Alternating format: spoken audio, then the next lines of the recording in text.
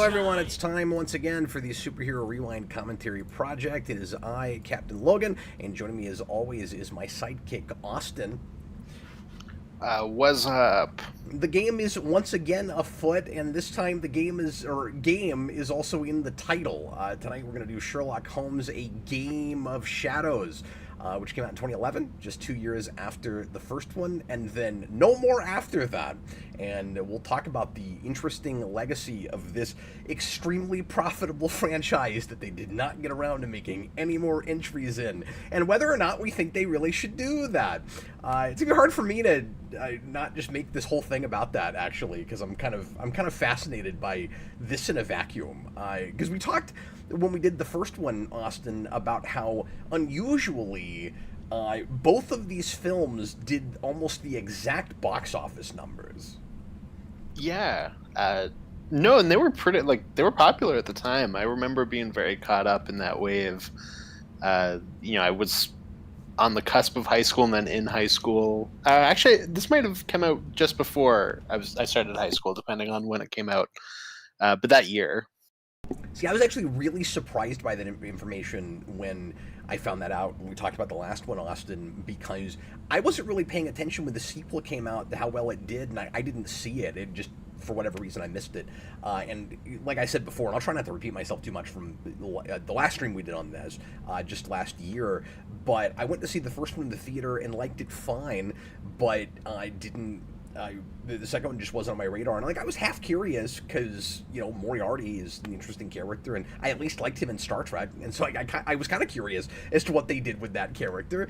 But then for whatever reason, my wife and I just didn't get around to it. But it kind of came and went, and I thought it probably did mediocre box office, or maybe just broke even, or maybe even bombed, because I don't remember hearing much about it when it came out. People were so in the haze of MCU at that point. We're just a year out from Avengers, and Dark Knight Rises is on its way, and people are talking about that. And so and obviously not everybody looks at these like superhero movies as we've been discussing them, but there was lots of other things going on, and I was shocked to find out that it still cut through the noise and did as well as it did. Mm-hmm. Yeah, well, I'm trying to think of what came out in 2011. I feel like that was kind of a smaller year, in terms of stuff that we talk about. Yeah, that's true. I guess I'm just saying that the buzz I was hearing were things that were coming after that, and so I just totally missed it. Yeah, it was the big year ahead. So I honestly always thought that this was more of a Ninja Turtles 2014 sort of situation. Interesting too, because both of those sequels have the word shadow in them, and I thought it was the first one comes out and it does okay, and just well enough to warrant a sequel, and the sequel comes out and nobody cares, and it wasn't that at all. They were both gigantic successes. The second one technically a little weaker than the first, only because it cost more to make. So, by that logic, it had to rake in slightly fewer box office dollars. But we're talking, 50 million at most. Yeah, nothing too crazy. It at least shows that it's a consistent hit for another sequel. But yeah, you said the MCU was just about to launch into the stratosphere, and then that kind of just took all of Downey's time after that. So I kind of figured after Endgame that would be the time that we came back to this, maybe after Endgame.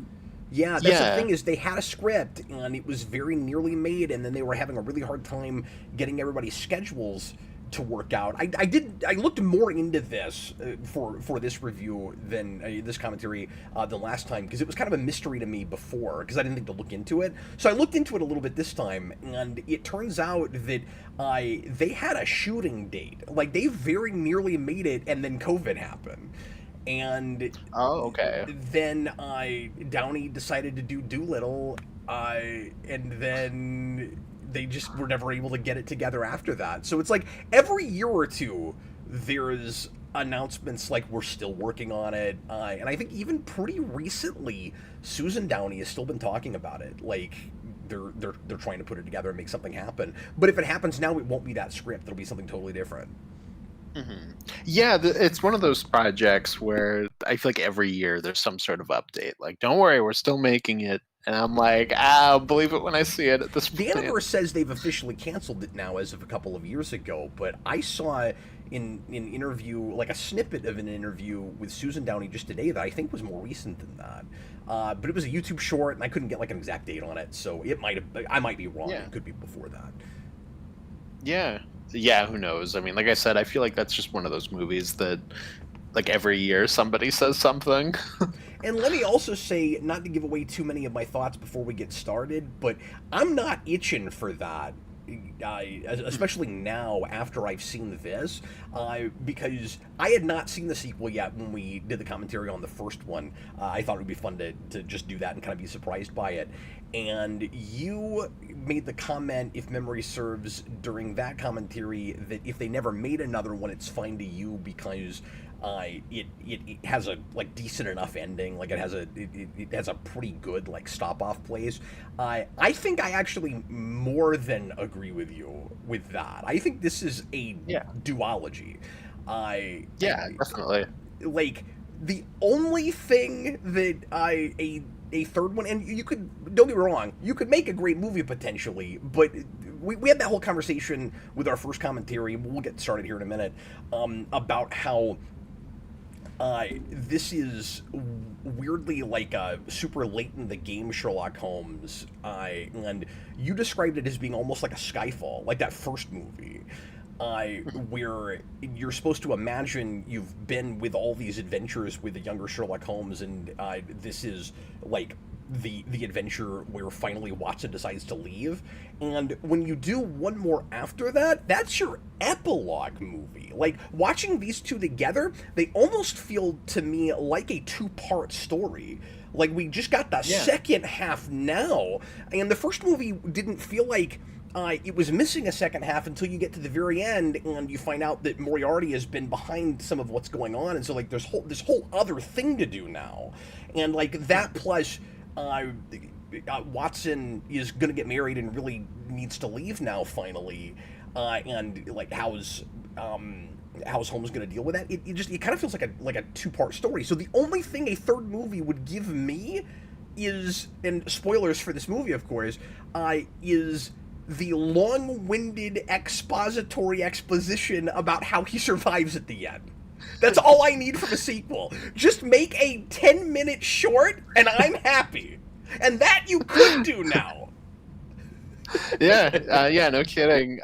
No, it would be like the reverse of what a lot of trilogies are, right? Where it's usually we make a first movie and then 2 and 3 are kind of connected. It would be the flip of that. Like, no matter what you do, 3 is a completely different thing.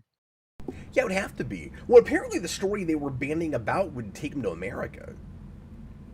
Oh, okay, interesting. And a lot of people were like, "Oh, boo, that's a terrible idea." Like, well, like Sherlock Holmes in America, and I'm like, I mean, I don't know why necessarily. Yeah. Like, there could be interesting stories to tell with that. Like, it depends what you do.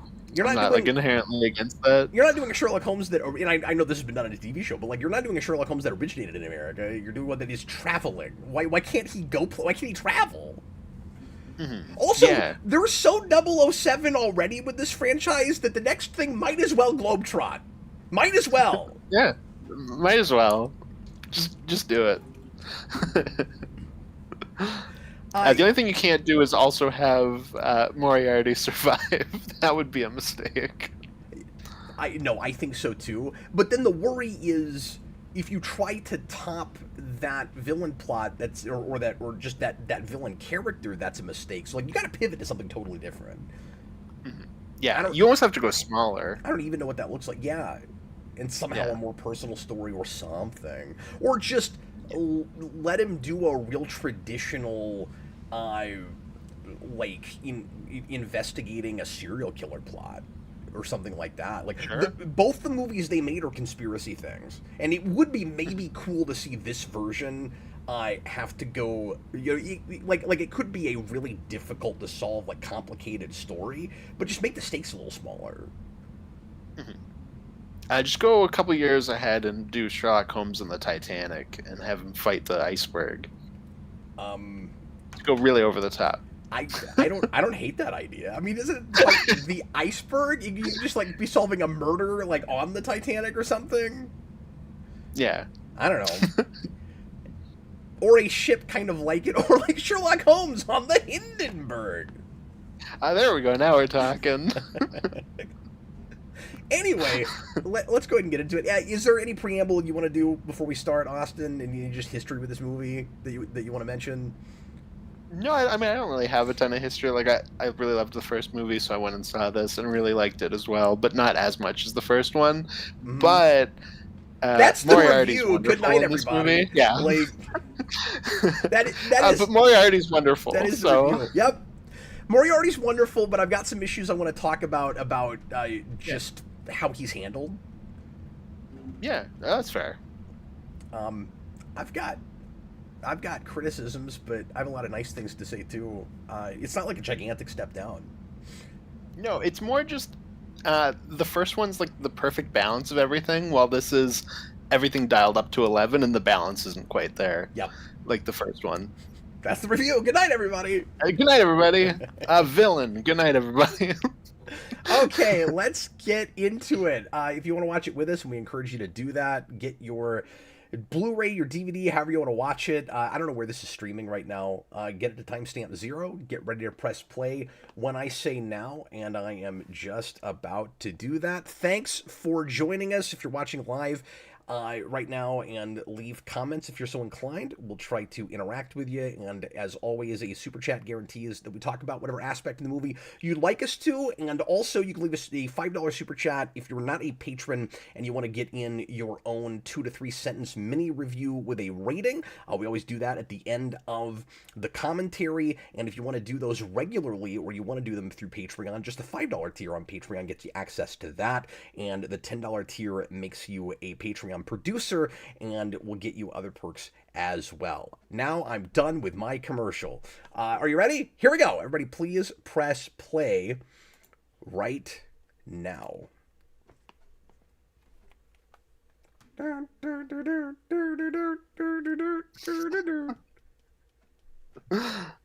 I'm jamming out. It's great. I'm getting to where I really love the Zimmer's theme for this franchise, and I don't think it was as earwormy for me before.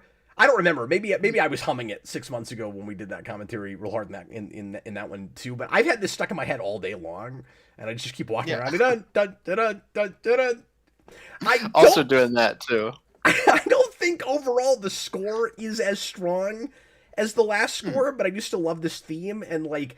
It's serviceable, it's good, it's just even more generic Zimmery than it was last time, and there's not as much whimsical stuff in it.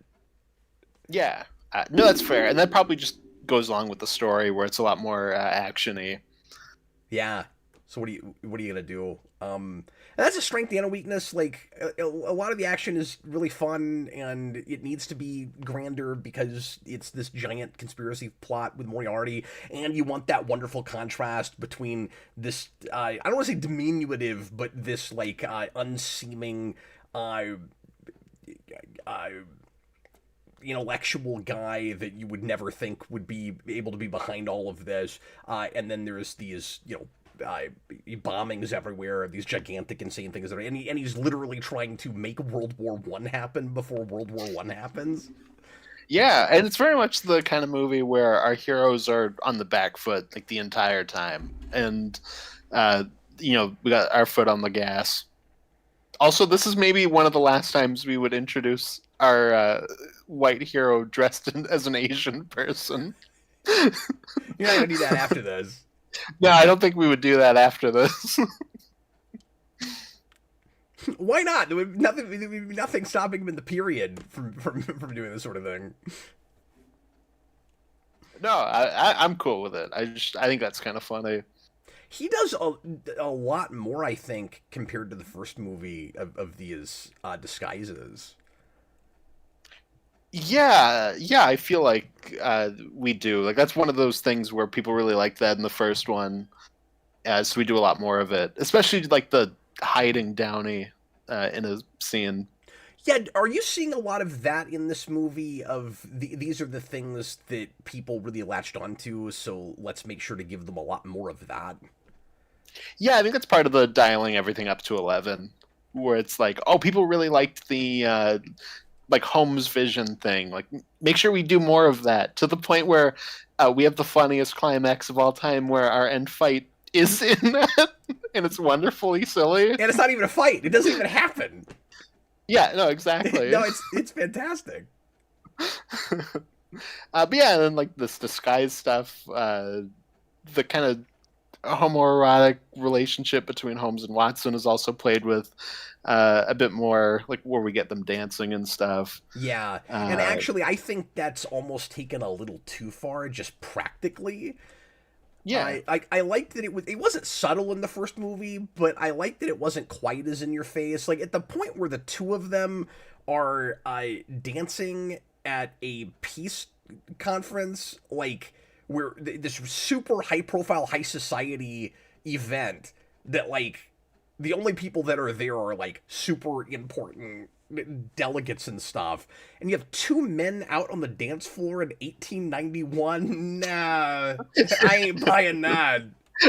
No one says anything. They just let that happen. Really, and they're doing that just so they can have an inconspicuous conversation. No.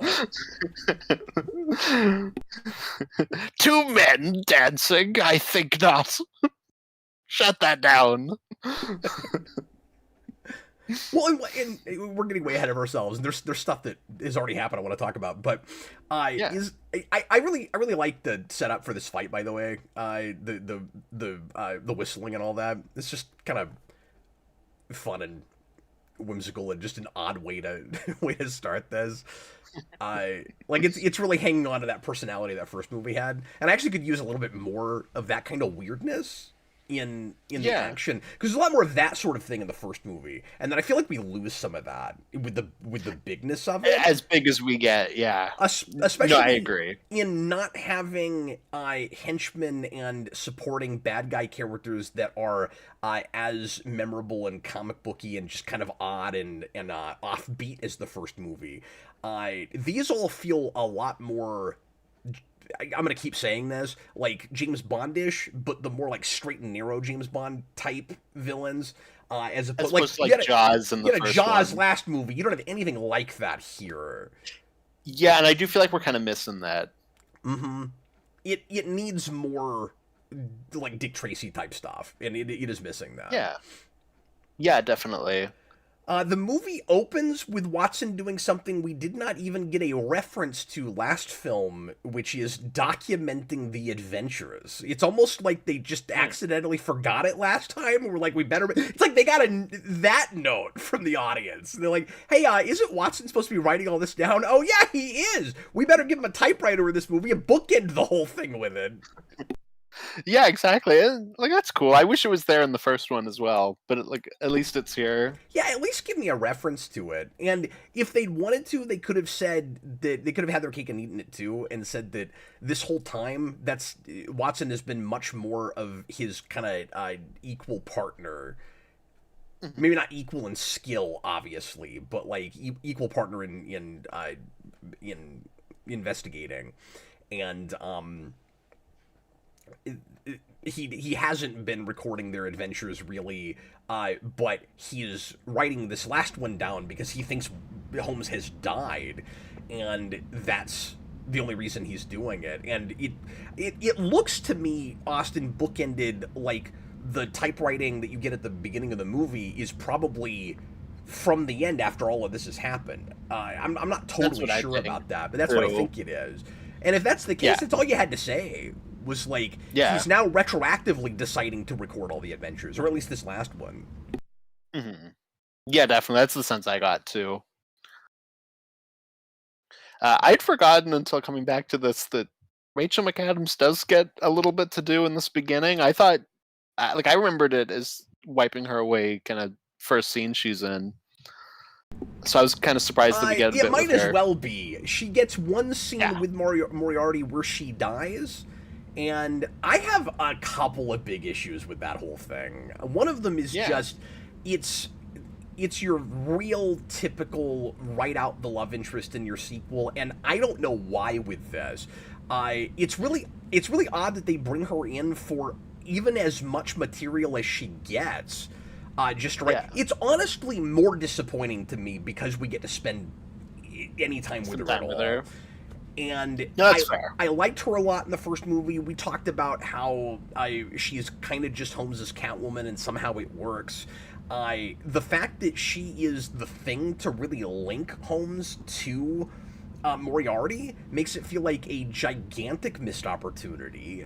She could have been a really interesting go-between, and it could have been the Catwoman, oddly, the Catwoman Bane thing in Rises a year before that done a lot better, and we just don't even do it. We just write her out as quickly as possible.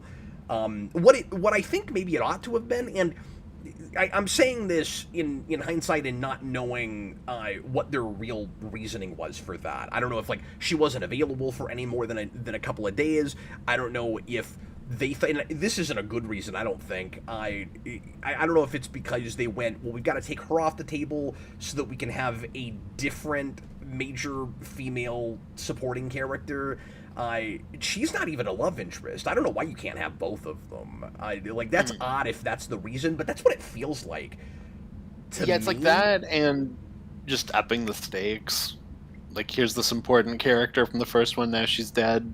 Things have gotten real. Yes, and that's probably one of, if not the main motivations. But I don't think it plays great because, especially if you liked her last movie. If you're gonna do that, you got to do two things. You got to let her have a little bit more screen time. It's got to be maybe it even has to be the first act plot point, right? Make it, not that this is a good example, but like make it Professor X and X3. Like, kill off a really major character where the audience is really taken aback by it and aghast, and then stop for a second and let people feel sad about it, because she might as well have never existed for the rest of the movie. Yeah, we get that. We get a little bit here and there. We get like with that like napkin thing that or I guess cloth or whatever that he gives to Holmes, and then there's a nice moment on the boat where he holds it, but it is just kind of, in passing. It's not something that really holds. Yeah, and I guess he's not going to be really talking about it because he's not going to air out his dirty laundry, and he really keeps to himself. And Watson didn't know her super well, I guess. I still think Watson spent enough time with her. Maybe he could be talking about her more. But yeah, something. At least maybe he tries to start a conversation about it, and Holmes shuts it down. Maybe. And the fact that we Back to the Future 2 Watson's wife also makes it worse. Because it's like we just got to do everything we can to eject as many female characters as we can. It's got to just be about the gypsy girl. We can't have anybody else. Just her. That's it. Yeah, it helps that I like Noomi Rapace, but at the same time, yeah, no, you're 100% correct. I just think there's still room for all of them. And then I know I'm getting ahead of myself, but then you have I forget her name. Watson's wife. Mary. Mary, thank you. We kick her out of the train, and we'll talk about that whole thing. We kick her. We have Sherlock Holmes kick her out of the train, knowing for sure how she'll survive. Right after she shows some real strength and agency in how she handles one of the henchmen. She throws one of the henchmen out of the train, and she's ready to go on a real physical adventure with these guys, and then we throw her out of train. Just let her tag along. No, Sherlock's the only woman allowed with Watson in that scene. You know what? To be fair to them, that's probably what Richie and these guys are thinking, right? They're probably this is supposed to be more of this kind of odd couple stuff, where Watson's supposed to be weighing who does he really want to be married to, his wife or this, again, it's not actually homosexual, but this adventurous relationship that he has with Holmes that, as you aptly put it last time, brings him kind of back to his soldier days and all of that. There's a really important moment where Holmes asks him if he's happy, and I think that's what he's talking about, where at first I thought that moment was uh, Holmes being real passive aggressive still, and I actually don't think it is. I think that moment is him seriously asking Watson which life he would rather have because he's not sure, and I think that's kind of the crux of the whole piece for their relationship.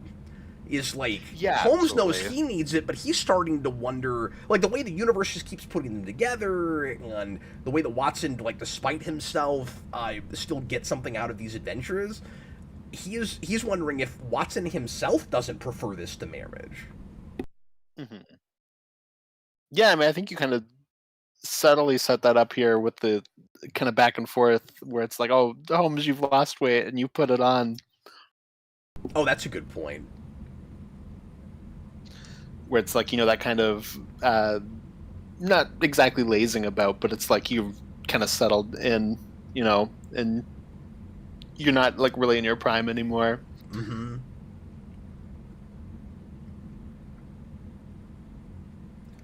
We do a lot of... This is another disguise, of course.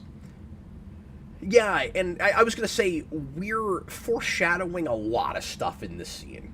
Because this is going to bookend with the ending real hard, with the camouflage, and that's how we're going to reveal to the audience that he's still alive at the end.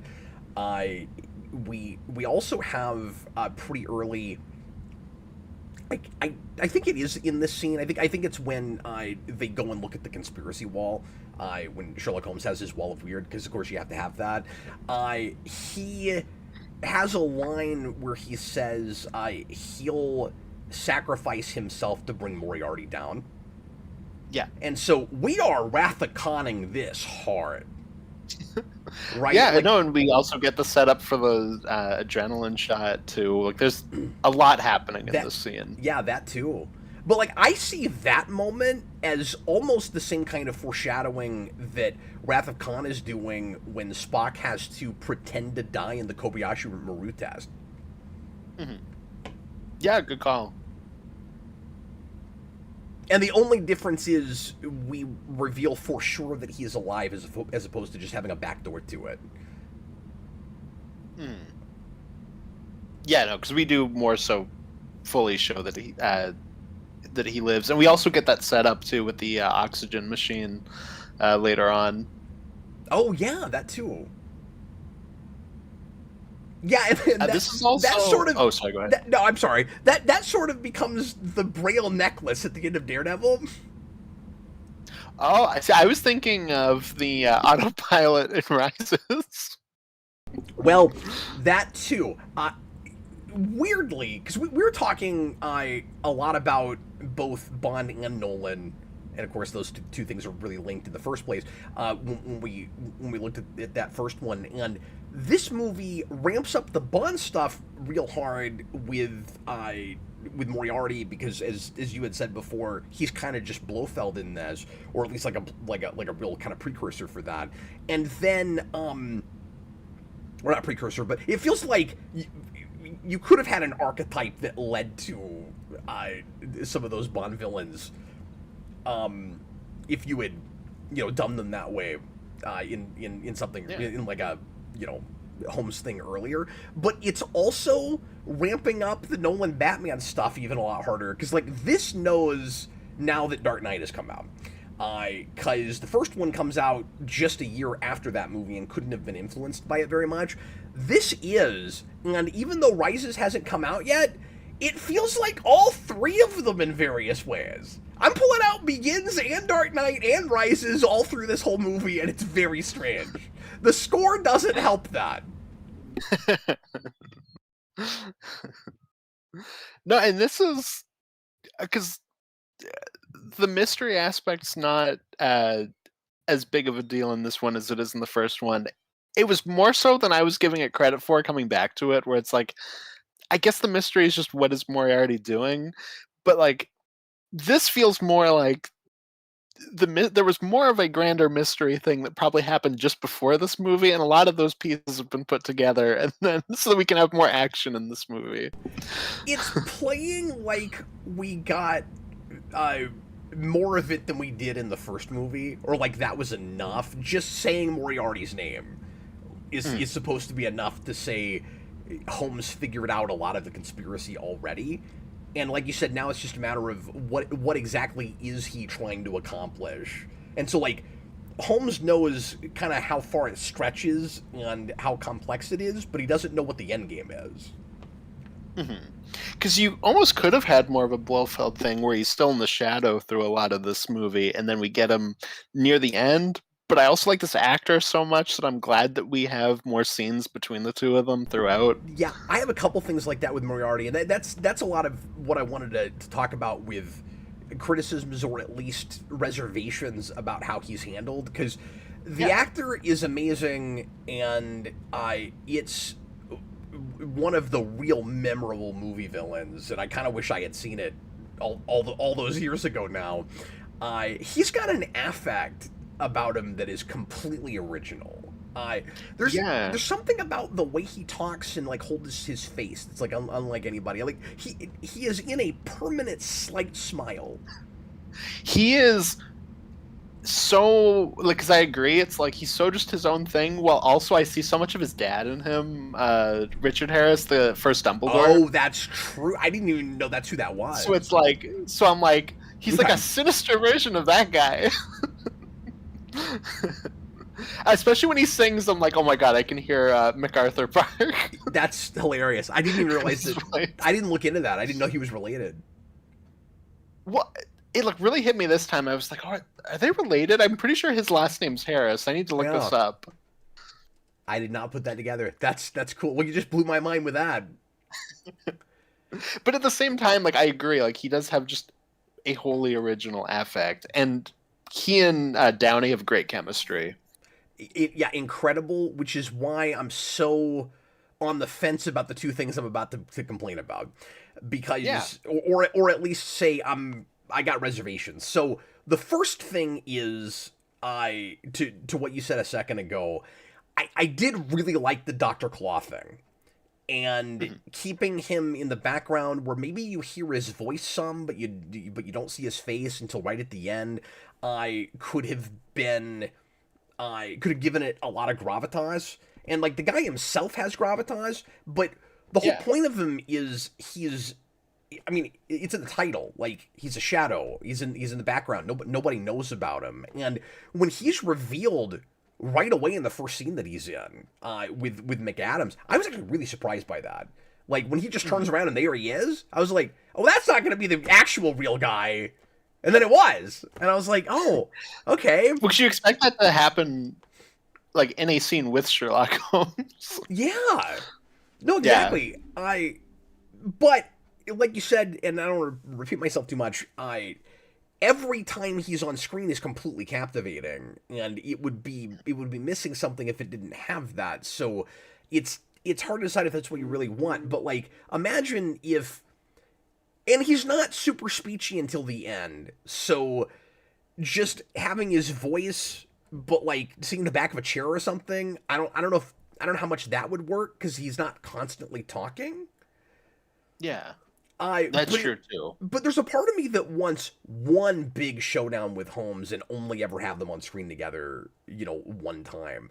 Again, the Kirk Kahn thing where they have conversations through view screens, but they're never on screen together. Obviously, we're in the 1890s. We can't do that. But the equivalent to it would be maybe have them write letters back and forth a couple times. That could have been neat. And then I just thought of that. And then because we've got a lot of stuff about telegrams in this movie where it's like who sent this, explain where it came from. That's what gets the whole ball rolling in the first place. It might have been neat if they communicated that way. And then there's already a decent amount of voiceover in this compared to the first, and through various conceits or not conceits at all when we get into the more of the fight vision and all of that. But then imagine like you hear them talking when they're writing to each other, and you get these kind of back and forth conversations through telegrams, and then they're only on screen at the very, very end when they sit down to do a chess match, as they do in the movie, and then you think there's going to be a big fight. And then what happens, and they go over the ravine or whatever. The other big reservation I have is related to that, Austin, which is I kind of don't want Moriarty to get his hands dirty, his physical hands dirty.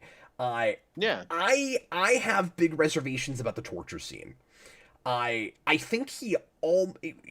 I don't want to say it makes him lose his teeth, but it's almost like the movie is trying too hard to make him menacing with that. Like it's already got me. I'm already with it. Yeah. I don't need proof that he's scary Yeah. physically. And it'd be And that's really especially cool. like a Bond scene. It'd be really cool if you didn't have that. And like you can have a torture scene, but just have it be one of his minions that does it. Let him be in the room watching it and talking to him. I don't like that he physically manhandles Holmes at all. I don't want him to put his hands on him. Yeah. And then when you and then it'd be really cool if you never see him touch him. And then you get to the end of the movie and you think they're gonna have fisticuffs, and then they go over the ravine. Like I think that's a way more effective scene without the torture scene. No, I think you're right. I like it wasn't something that jumped out at me, but like hearing you say that, I think you're right about that. It probably would have been better if you maybe oversaw it and somebody else did the actual torture part. Yeah, like it almost feels like it's a little at odds with itself with the whole Game of Shadows idea. Like he's in the background, but he's not in the background. It's a game with Holmes, but it's also like a manipulation like game with the rest of the world. Like I almost want it to just be about him and Holmes. Like the idea that he would try to start World War One just to prove that he can best Holmes and like on as a why can't I think of words? I as an investigator, I would be pretty cool if that's the only reason he's doing it. Yeah, one with the idea of the Game of Shadows kind of thing. I do like in that aspect that you do have them like knowingly like playing against each other like right from the start. Like we're gonna get their first scene together pretty quickly, Yeah. and it's straight up just a like, are you sure you want to play this game with me? Yep, let's do it. So I do like that aspect of it, but at the same time, like I do agree with what you're saying about more of him kind of manipulating things and then save like a physical confrontation to the very end, or not really. I mean, I guess what I'm saying about him just doing that to best Holmes as a detective is not quite fair because it would be rewriting it a little bit because like he's not even thinking about Holmes when he sets up his big like world not domination scheme but his mass manipulation plot for war profiteering. And he goes after Holmes because he interferes, and he's got all that respect and admiration for the man, but he's still got to take him down because he's the only person that can stop him. So I guess that's not. I guess I can't have that. Like that's maybe not a fair ask. Mm-hmm. Yeah, I know for sure. No, because his plan basically just boils down to I've invented cool weapons. Now I'm going to do something so I can sell more of them. Like it's both really big and really small at the same time. Yeah, well, they even come out and spell this out the supply and demand thing. The idea that you create the demand and then you're the only person with the supply, and so you make a war happen and then you're selling presumably arms to both sides. We don't get into exactly what he would be doing after that, but that's the assumption I would make. Mm-hmm. Yeah, exactly. But I mean, oh yeah, go ahead. Oh, I was just gonna say, but I do really appreciate thematically, how that parallels with Holmes on a personal level. His Moriarty's speech at the end really resonated with me, where he says, he's talking about human condition, and he says, I don't have to worry that this didn't work out because I know it won't be too long before the World War happens without me, because people have a predilection for for conflict, for needing conflict, and that's the whole character arc in the first movie with Holmes. The whole idea is everything he does is because he needs challenge, and Moriarty is speaking to that on a global level, and in a weird way, it's like Holmes could be a really scary kind of personality type because he does what all of us do to an extreme where we're looking for challenge. We can't just like sit around sedentary and be happy. We need something to push us and make us strive to be better. And that's difficult for Holmes because he's so good at everything, and because he can, as he says, it's a curse that he can see everything, and he kind of we play around with in this movie with the idea that he can almost even use that to like tell the future. Mm-hmm. And so that's actually what I was going to mention. Oh, sorry, too, because it's it's okay. I was going to mention that exact line because you almost have like a boat situation in Dark Knight between the two of them, but historically, where you know that even though the hero wins this time, what he stopped is like going to happen in like inevitable. 10 years.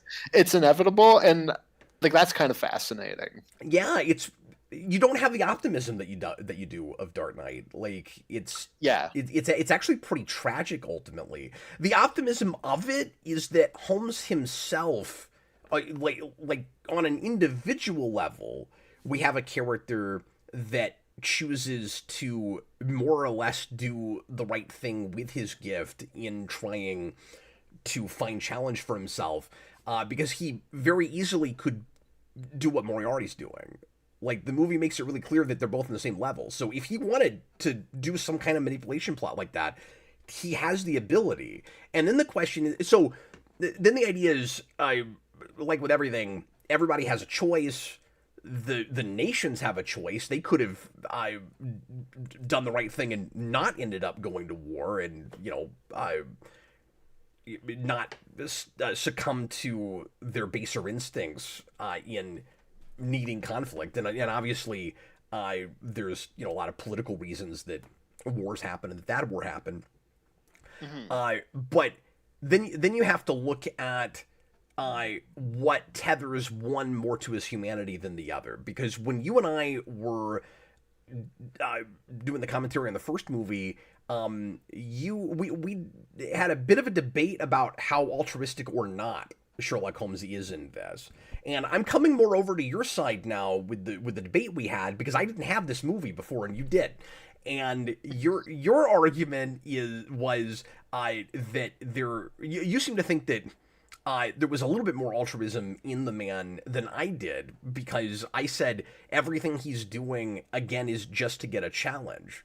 But then and you pointed out a couple of examples, and I won't go back to them, but a couple of examples of things in his character that suggested that he might sometimes actually care about a person or do things for the right reasons. And I thought it was more ambiguous than that, where it could go either way. But then you get his dark mirror with Moriarty. And now you have to ask, why is one so completely cut off from his humanity than the other? Like, we're told that Moriarty doesn't have any empathy. So why is that? And the answer, of course, is Watson. Yeah. No, and one, like, from the outside is far more adjusted, where one is just a professor, where Sherlock Holmes is, like, very noticeably unhinged and, like, a adrenaline junkie, where we talk a little bit at the beginning of this about how he's, like, just sitting around, like, doing drugs and stuff just for a thrill. Well, and I wonder if the reason he's so self-destructive, whereas Moriarty is not, and he's more world-destructive, isn't actually because of that, where he's got to put those energies somewhere, and he doesn't want to be the bad guy, but it's very difficult for him not to just take advantage of his gifts and do crazy things with them. Mm-hmm. No, and I think that aspect of kind of seeing that personal connection is also important for why we had Sherlock Holmes's brother in this with Yeah, Mycroft. Sherlock Holmes' brother Minecraft. Yeah, Minecraft. His brother Brown Bricks. His brother Minecraft. And Stephen Fry's also really good in this. He's very funny. And I really like the choice to give him more of the traditional Sherlock Holmes outfit. Sure, yeah. I think that's an intentional choice. Mm-hmm. Yeah, and a big thing with him, of course, is always that he is more adjusted than Sherlock Holmes, where like he's like a government employee and like a bit more high society. Well, I didn't have this thought until you said it, but the other reason it's really important to have him here, maybe this is sort of what you were speaking to, Austin. Yeah. He's actually kind of your midpoint. Minecraft is. He's actually kind of your midpoint between a Holmes and a Moriarty, because yeah, sure. Moriarty is high society. Like the big irony between, and I was going to say this a second ago, the big irony between Holmes and Moriarty is that Holmes is the more altruistic person who's fighting crime instead of causing crime, but he is antisocial and cut off from the world. And Moriarty is, like you said, very like in like mixed in with society, and is very good at dealing with people, like too good at dealing with people. But he has no empathy, so like he doesn't care about people, but he's very good at blending with them. And then you've got Mycroft, who is as antisocial as his brother, but he is real. Sorry, I'm trying to figure out how to articulate this. But he is very involved in society at like the same kind of high place that Moriarty is. Yeah, it's but he does like crazy stuff like walk around his house naked when he has like a woman staying over he doesn't know. Which is them redoing the naked Sherlock Holmes in the bed thing in the first one, right? Yep. I had that too. But yeah, it's almost like he can kind of dial it back a little bit when he needs to. But yeah, he's right in the middle. He's right between them. Yeah, no, that's a good call. Where he's the antisocial guy that is still mixing it up with society. Somewhat well adjusted. Yeah. See, I don't even think he is well adjusted. I think he fakes it. Yeah, I meant like has that air about him more so than like actual. Yeah. Because it's not being well adjusted. It's having a good reputation. Yes. Yeah, just being like a functioning member of society and not like a crack addict in your apartment. Yeah, but there's even an element of that with his weird oxygen thing that he's always sucking on. It's true. He hides it. He's doing oxygen. Yeah. we all know you got to stay away from that oxygen stuff. Exactly. Akira says, I tend to think of these as the last good buddy cop movies rather than superhero, but I'm glad you've watched them now. Do you feel like this one is a little less of a superhero movie than the first one? Probably. That's what I'm having with it. But I do still think these two movies are kind of, and I said this last time, but kind of the last stretch of kind of those like pulp superhero proto things that we were doing in the 90s that then become stuff like Pirates of the Caribbean and then become this kind of is the last stretch of it.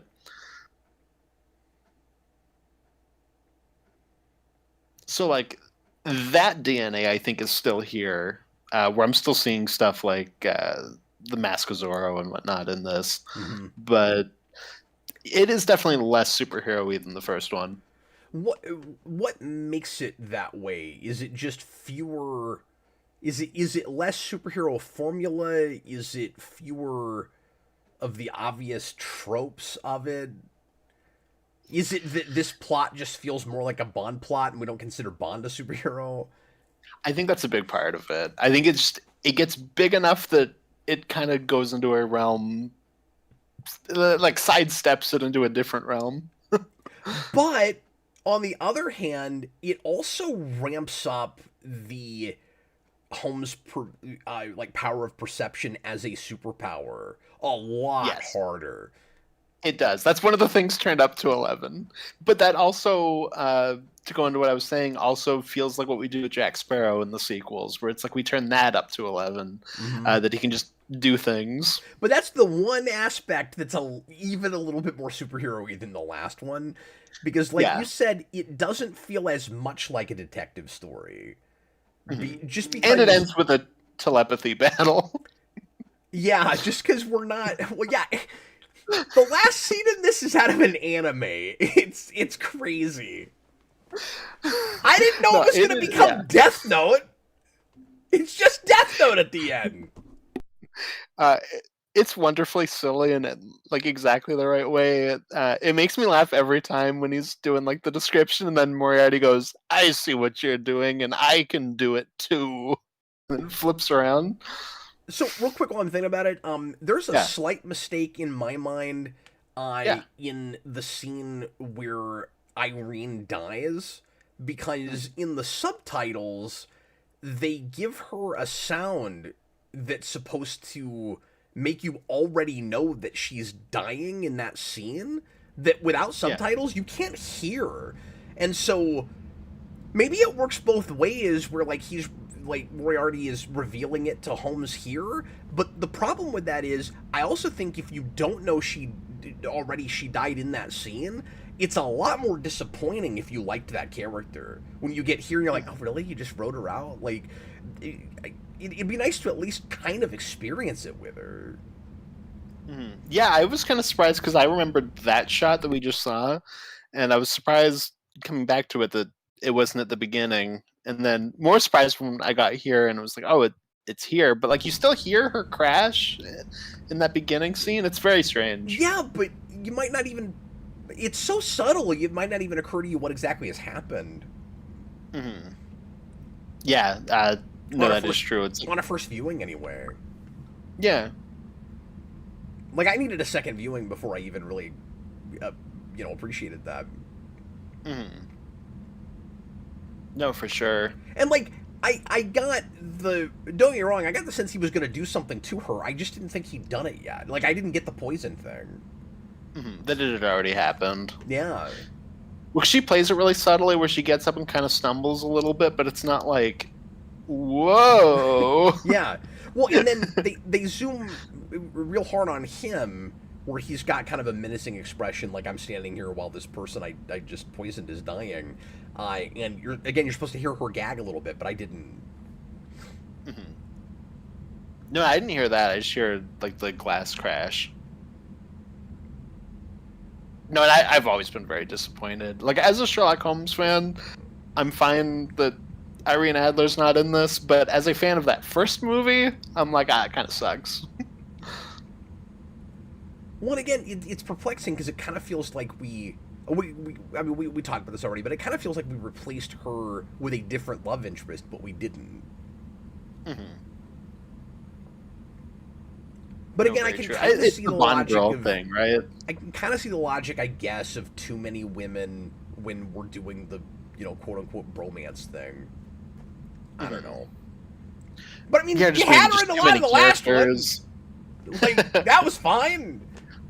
Yeah. But I'm sorry, what were you saying about it's kind of Bond girly in that, like, now we have the new female lead.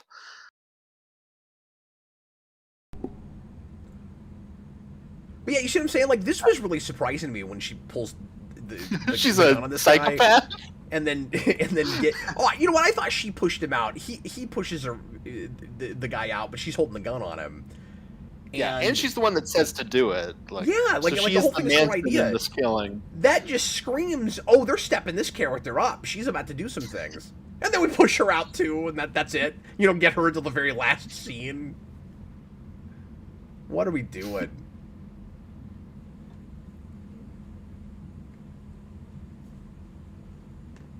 So, do you think it's a problem that this like isn't as much of a like whodunit detective thing, where we're like, because both stories are real similar again in that they're both kind of grand conspiracies. Yeah, and the first one's not exactly a whodunit; it's more of like a how done it. Yeah, And then this right. one is like a what done it. Well, it's a whodunit in that you're supposed to think that the main villain has died already, and then it turns out that he's been around this whole time. So like in that way, there is a like who's responsible for all of this thing, and you don't have this at all. Like we know from the first frame who the bad guy is. Well, because the first one, like we know that he's the bad guy, but it's like how did he come back to life? Whereas this one's what is Moriarty doing? But we make such a bigger deal about the mystery in the first one. Oh, that's true. I guess I thought like he faked his death and everybody didn't even know that he was still around for a while. But I haven't seen that in half a year. Yeah, it's all good. No, because I was thinking about it today, and that I was like, well, the first one's not really a whodunit either, so I can't really complain that it's not that. But I do feel like we are just less than. That's one thing we're kind of dialing down in the formula, so that we can have more action. And I don't need like a ton more, but like I do wish there was a little bit more, at least like intrigue. And there's a lot less of Holmes explaining how he's figuring stuff out, but there are scenes where I actually really appreciate that, where we just see him. We get in his head more, and we see like exactly how he's put something together, and then he'll just go do a thing. And so there are a couple places, I'll point one out later if I think of it, where we, the audience, know a lot more about how Holmes is getting from one place to another than even Watson does. Like there are places where Watson doesn't have the whole story. like when he types out the story at the end, there's a couple of places where a reader of that would wonder what even happened. I mean, you kind of have that here, where Sherlock Holmes goes like God mode on this train. Watson's book would just be like, I don't know, he did something. The gun didn't shoot. This is definitely one of those. I also like the various points where, and we do this in the first movie too, where we'll see something that seems real innocuous that will pay off later, and then we'll cut back to it and be like, remember this moment. And I usually don't like flashbacks like that, but it works in this because it's that Sherlock Holmes you got to tell us how we got there thing. So that bit where that guy on the train says you can't use the lavatory until the train leaves, and we just see the back of Holmes dressed up as a woman. It's like we also all thought that was a woman. So it's kind of fun when Holmes can even trick the audience like that. Yeah, no, that's another example of like we put him in disguise in the background and then reveal it later, like in the first movie, and we're playing more with that. How do you feel about his knowing exactly where to throw a person off of a train into water where he's put his brother? Like, is that a bridge too far? I don't even think that's as crazy as some of the other stuff in the scene. Really? Yeah, where it's like that specifically, like that last thing, you know, where the guy he puts like the jammer thing or whatever in the gun. It has to specifically be that guy that enters the room first and shoots. Like, that's true. He put the lipstick in that turret because he knew that they were going to be shot at by this turret, and then it would give them the exact moment that Watson could then shoot back. Like I said, he's kind of just god mode superhero or like superpowers just throughout this entire sequence. This is the scene that gets us to an even more Gore Verbinski place than we had in the first movie. Sure, yeah. When we have that weirdness of like he's got the women's makeup throughout this whole sequence, which makes him look very Jokerish, because he's got like the red smile Yeah, I and was blue thinking eyes, the Crow. like the Joaquin Phoenix version. But yeah, the Crow too. You gotta appreciate how Downey has no concern whatsoever in anything about looking too much like a fool. He'll do anything. It's true. I never thought I would see a shot that has to be a CG model of a half-naked Robert Downey holding onto the side of a train. Like, somebody had to render that. I mean, they could have just put him on like a green pole and have him do that. No, there's one shot that I think there's a bit of a Okay, CG model, but I could be wrong about it. you're probably right.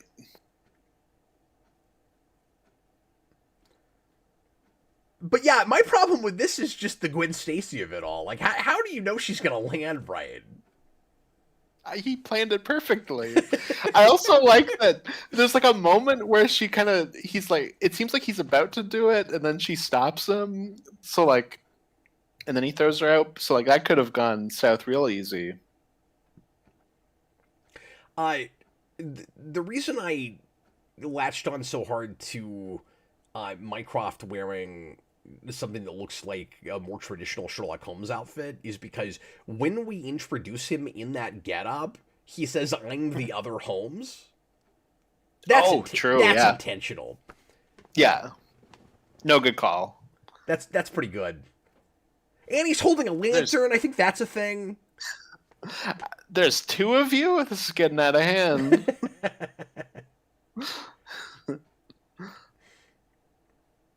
Well, and I also think part of the point of that character is that Holmes has more of a arguably more of a brotherly relationship with Watson than his own brother.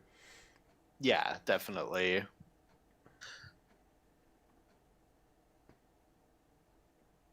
Braden says Downey will even play Doctor Doom. I mean, he'll do anything for enough money, anyway. Anyone will do anything for the right oil. So, would you agree with this, Austin, or is this reading too deep into this or into these movies? I think maybe the first movie is as far as Holmes' powers of perception go, is about his ability to work backwards and see what has happened. And this movie is about using the same ability to look forward and see what's going to happen. Yeah. No, there is a lot more of that. And we drive that real home with the tarot card scene. Where, like, that turns reading the future into a theme or a motif. Mm-hmm. Yeah, exactly. No, so, I mean, I guess it's a good thing that we kind of do that early to really get, a sign of that, because that's mostly how we're going to be using that power. And then as far as character arc and the larger kind of human themes in it, I don't know what exactly that gives us. I mean, besides just kind of a fun thing to explore with him, I don't know what that gives us except, like he maybe early on thinks that his sacrificing himself is inevitable. Mm-hmm. That's what I was going to say. Like, they're actually going to do that, but.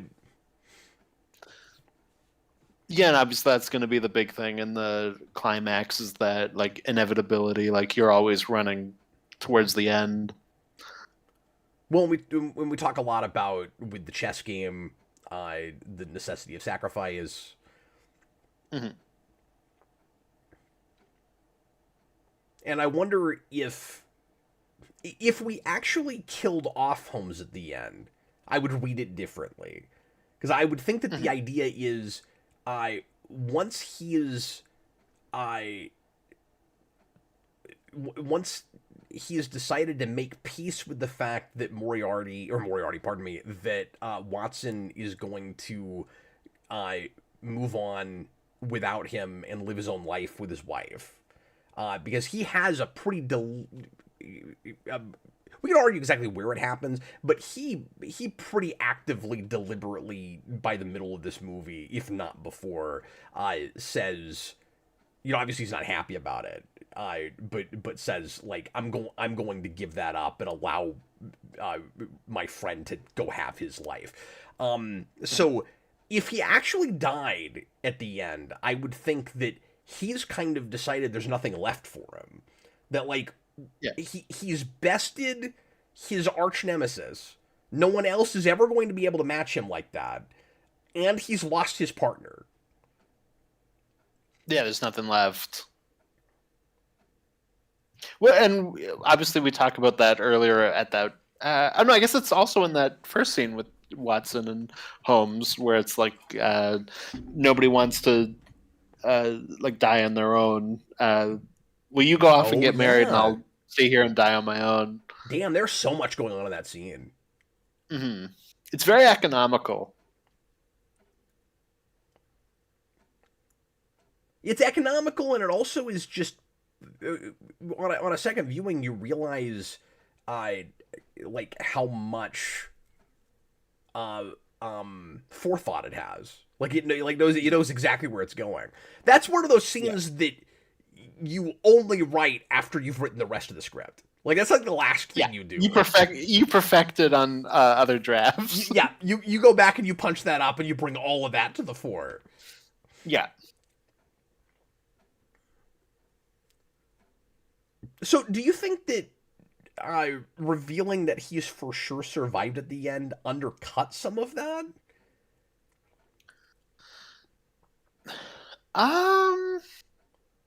I'm not really sure. Like, I feel like I could see it going either way, where, like, if he just died at the end of this movie, I'd be fine with it. I'm also fine with how we end it.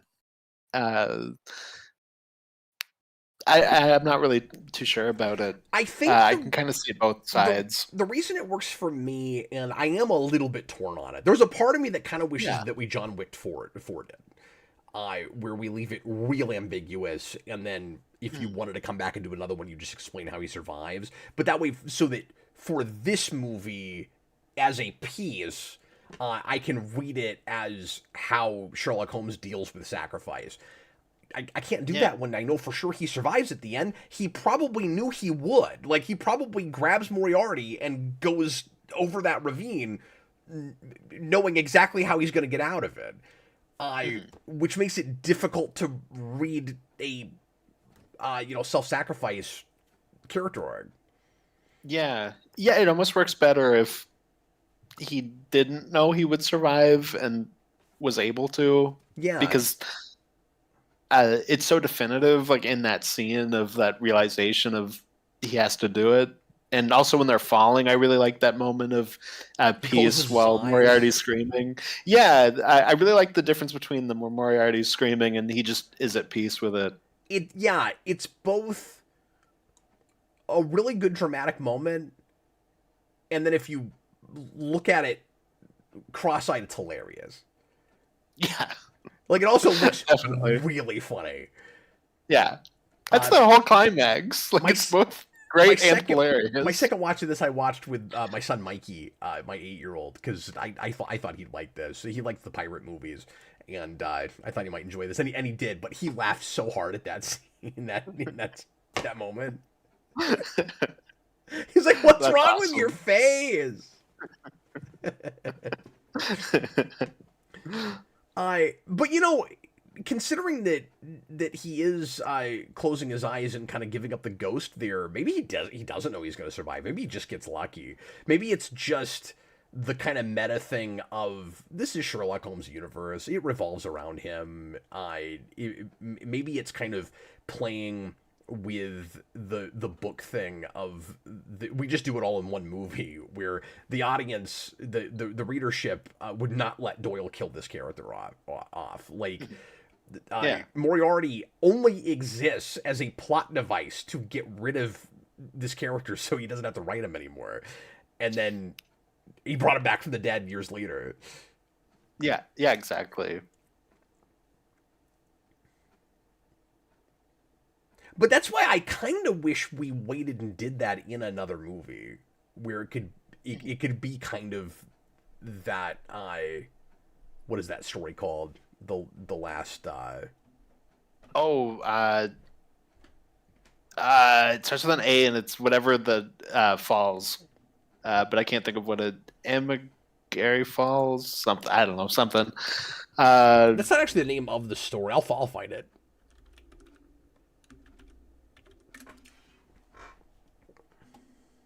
But anyway, oh yeah, Final Problem.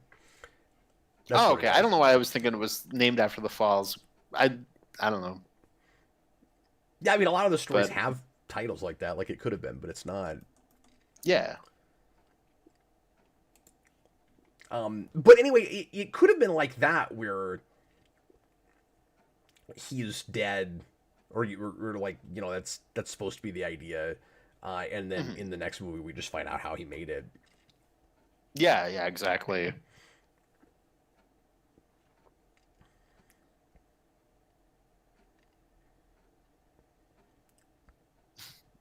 On a first viewing, this scene didn't really play for me, because it just seemed like, okay, I get it, he's eccentric and weird, and then I started getting more of a sense of what the dynamic was between these two guys, and especially now that we're talking about it, seeing more of kind of a triad of characters. Mycroft suddenly feels a lot more important to what the story is saying than I was getting before. I almost think he needs a tad more screen time. Like if he was a little bit more. I guess he's essential to the third act, to the climax, so that's good. Yeah. Well, you know what we really need, Cap, Oh, what's that? is a scene where somebody walks in on Moriarty naked, so we can complete that triad. Yeah, that's a good point. It is a little unfinished without that. Exactly. But... Maybe we do need to make a third one where Moriarty survived too.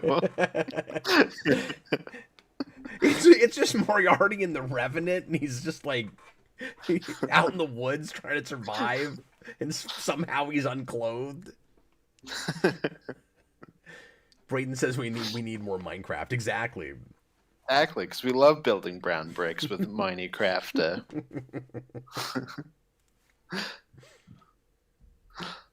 I mean, that's the only possible scenario where you could have Moriarty walking around naked, because that guy is, he's too modest. You know, like that's not gonna happen with that guy. Yeah, no, exactly. You could have done it in the torture scene. Like, I don't want you reading into me. I'm naked while I torture you. Oh, that'd be really weird. That would seem very contrived.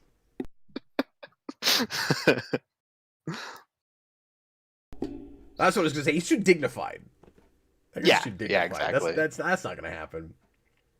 Yeah, he's a professor. Well, and I really appreciate that they hung on to the college lecture thing, and that I thought he might end up being a like giant company mogul or something like that. I'm really glad they didn't play it like that. Yeah, no, because you very easily could have. No, and I really like the moment between them where he gets him to sign the book, and Moriarty's like, "Have you read my book?" And he's like, Yeah. "I have, and it's quite good. I'm not as big of a fan of the more recent things you've been doing, but I do like this." That's so good.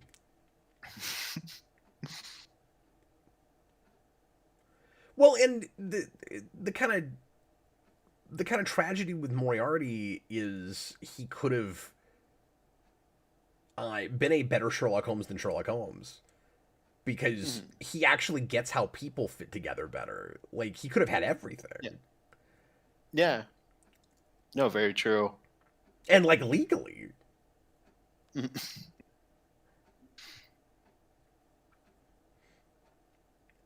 You know, like, he could have been a great humanitarian. Unfortunately, he just has no empathy, so that's not going to work out. I'm sorry, what? Yeah. Well, I don't know. I was just saying, especially with, like, the world scale stuff, yeah. And again, isn't it really interesting that he's the one guy that has like really figured out this major thing about the human condition, that like I can manipulate the whole world because I know how badly people need conflict, and he doesn't have empathy. Like he understands people better than they understand themselves, but he doesn't care about them. Yeah, no, especially how we get into World War I, like just that whole sequence of events where like it almost does feel like some sort of like manipulation plan, like just the way it all kind of goes down so perfectly for that exact right situation. That's a I'm shocked surprising by moment like on the how first viewing. yeah, I'm shocked by like how long we hold on to it. Where like we actually see like the gun spark off like in his face before we cut. Yeah. It's pretty rough. It's pretty rough for a PG-13, and this movie has a couple moments like that, but that's a big one that kind of shocks me. Usually you do that. That was the one bit where I was like, I don't know if I should show this to Mikey, and like I warned him about it, and then it happened, and nothing bothers Mikey. He was like, "Yes," because the other big one I'm thinking of is I just get worried about that about him the shoulder. Sorry, what? He's gonna be Moriarty. He's got no empathy. No. No, I was just saying the other big one is the hook in the shoulder. Is pretty graphic. That one's graphic. Yeah. Well, and it's interesting. This goes without saying, but how much Nolan Batman there is in this, but it also will show some blood. Mm-hmm. Yeah. Because those movies do not get visceral. No, and even like his shoulder wound's pretty bloody. Like in that chase sequence after where they get into the train. Yeah, and they never forget that he has that wound. Like, it continues to be a problem through the rest of the movie, and is the reason he can't win a fight against Moriarty. Like, really good sense of continuity.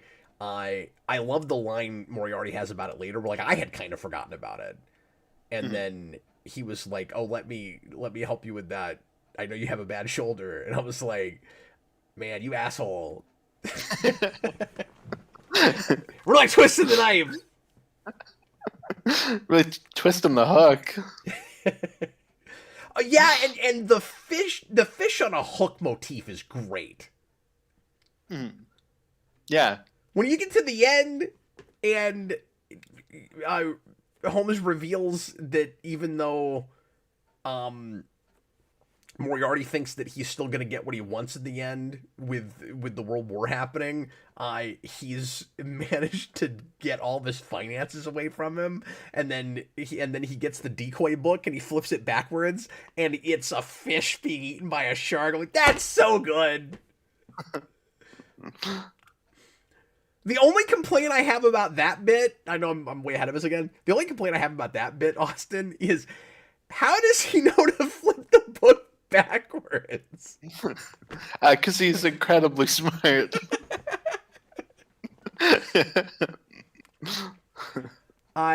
Just like with the first movie, I like that Holmes makes mistakes, and I like that, but it's never like so careless to the point where you're like, it's going too far the other way, where it's like, you gotta make a plot point happen, so you gotta make Holmes an idiot for a minute.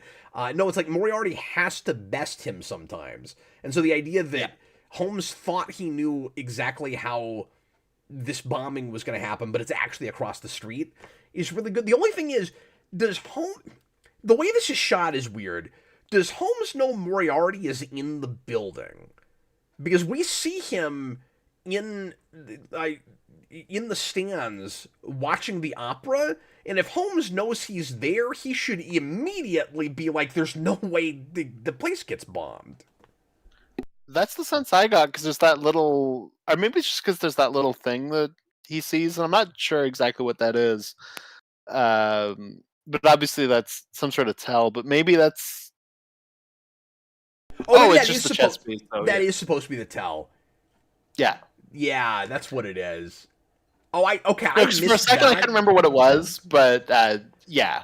That's such a good shot when he raises his eyebrow. Mm-hmm. That's killer. Oh, it's great.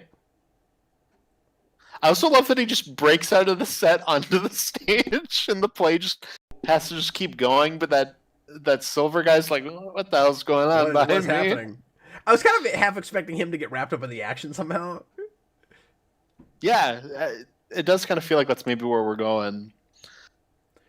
But Moriarty is so unconventionally menacing, Mm-hmm. which is exactly that character type. I mean, that's what he's supposed to be from the books too. Yeah. Or the books, the 2 stories he's in.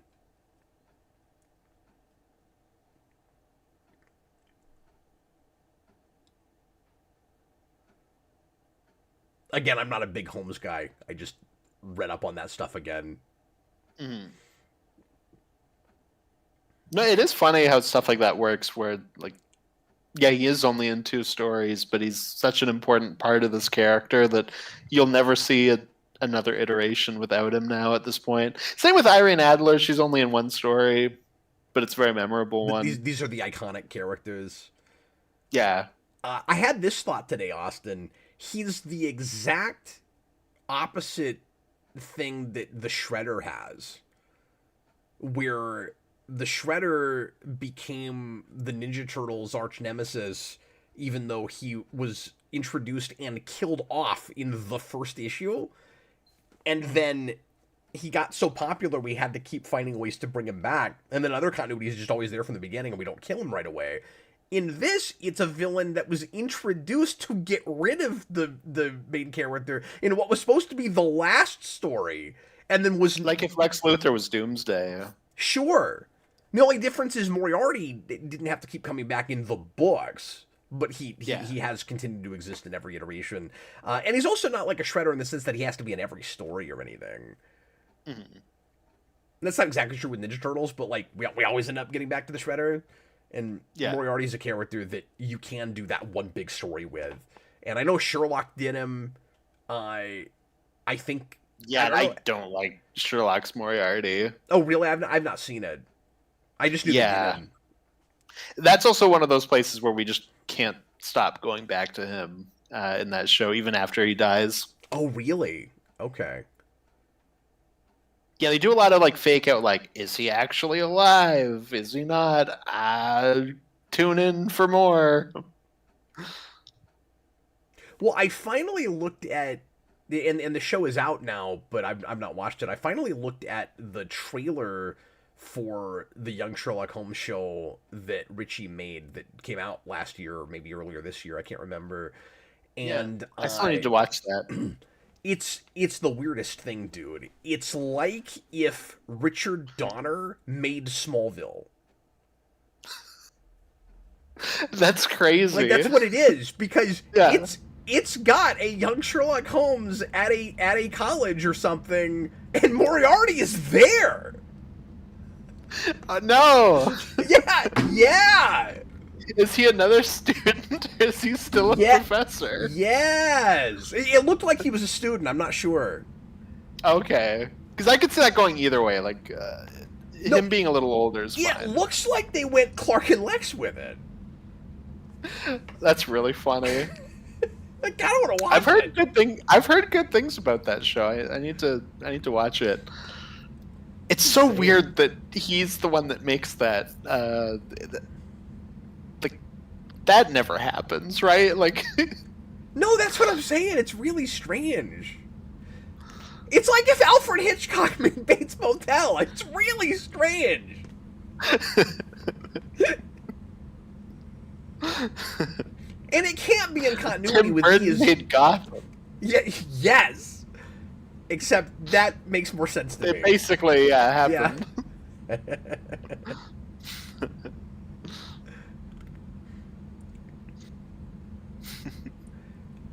Do you remember how I said in the first commentary we did on Nia's that in this time period, it's got to be harder to contrive explosions because there's not as many things that explode. I didn't know we were going to get into a sequel that was about a bunch of bombings. And then we're going to have machine guns. The artillery stuff gets over the top. It gets very over the top. It gets insane. But I liked it better on a second viewing. The gigantic war sequence, I actually kind of got bored with the first time around. Where like I was kind of looking at my watch, like ready to get to more story. And on a second viewing, once I knew where it was all going, and again, tell me if you think I'm reading too much into this. I actually kind of liked it better once I'd seen it already, because I felt like the whole thing was foreshadowing actual World War One, where it was like, this is where it's all going in history, and Holmes is staving it off, and like at this time period, all of this weaponry is new and scary and like a lot more intimidating and frightening, of course, than it is now, because we're just used to, you know, we're desensitized. We're used to seeing this level of violence in movies, and our wars, you know, they have this kind of stuff. They look like that. And so I was also trying to kind of put myself in the headspace of a person in 1891, and like how much like an atomic bomb going off it would feel just to have like machine guns everywhere, and like, you know, tanks and cannons and stuff. No, I can say it both ways, because like that's 100% what it is. Like, especially it's like World War One's like exploding out at them, and they're trying to get away from it. Mm-hmm. At the same time, that's a big action scene that just comes off of a torture scene that followed another action scene. Like, I can understand if that kind of goes on too long. But I do think that's what they're doing. And then I also liked it better when I realized that that's the last big action scene. Like, it works a lot better when the climax is so much smaller. Mm-hmm. Where the stakes are that big. So you've seen what Holmes is going to stop from happening in the climax that's an intellectual tete-a-tete. No, because if the climax was very big and actiony, then that's probably too much. But I guess both movies have that in common, because the climax of the first one's also just Holmes explaining the movie to the bad guy. And you even talked about that in our first commentary, and you said, "Well, just wait, because the second movie also has a smaller climax." Yeah. But it finds a way to give the audience like an action audience what it wants there too. Like, it really gets away with kind of having its cake and eating it too, where it gives us a big like slow motion fist fight. It just doesn't actually happen. No, Guy Ritchie loves his speed ramping in this. The like slow down, speed up, especially with loading artillery. Can I complain about the pony thing? Go ahead. So, if the reason that Holmes doesn't like riding a horse is he just doesn't want, like, as he says, like, a living thing between his legs, why is making it smaller any better? I don't understand. Like why would you rather it be smaller and slower so you have to be on it longer? Secondly, why did they bring it? Why is it there? They have a horse. Just there to be a quirky joke, right? Yeah, that's it. It just makes sense. That's it. I don't. It doesn't really work. Like, it's funny for the image, and then you think about it for 3 seconds, and you're like, why would they bring that? They had a horse for Holmes in the first place. What did they Who do with rode that horse? I have many questions about the horse. Did they have to stop to go and get that pony? Also, I meant to bring this up when we first got to the gypsy camp, but I was just thinking about it again when she was explaining the horses. But there are points in this movie where Noomi Rapace just looks like Boy George, and that makes me laugh. It's specifically when she has the hat on, and that's wonderful. I think it's because she has the braid too. You know what? That's appropriate though, because Holmes would like you to think that he's a karma chameleon. That's true. At least a chameleon. Moriarty as well. Yeah. Yeah, it's also kind of cool that your protagonist and your antagonist hide in different ways. Mm-hmm. Yeah, well, Sherlock Holmes obviously is the disguise thing, but they have like a hitman stealth thing going on, where they're like stealthy in the middle of everything. Yeah, where Social Holmes, stealth. or where Moriarty hides in plain sight, Exactly. and Holmes actually literally disguises himself.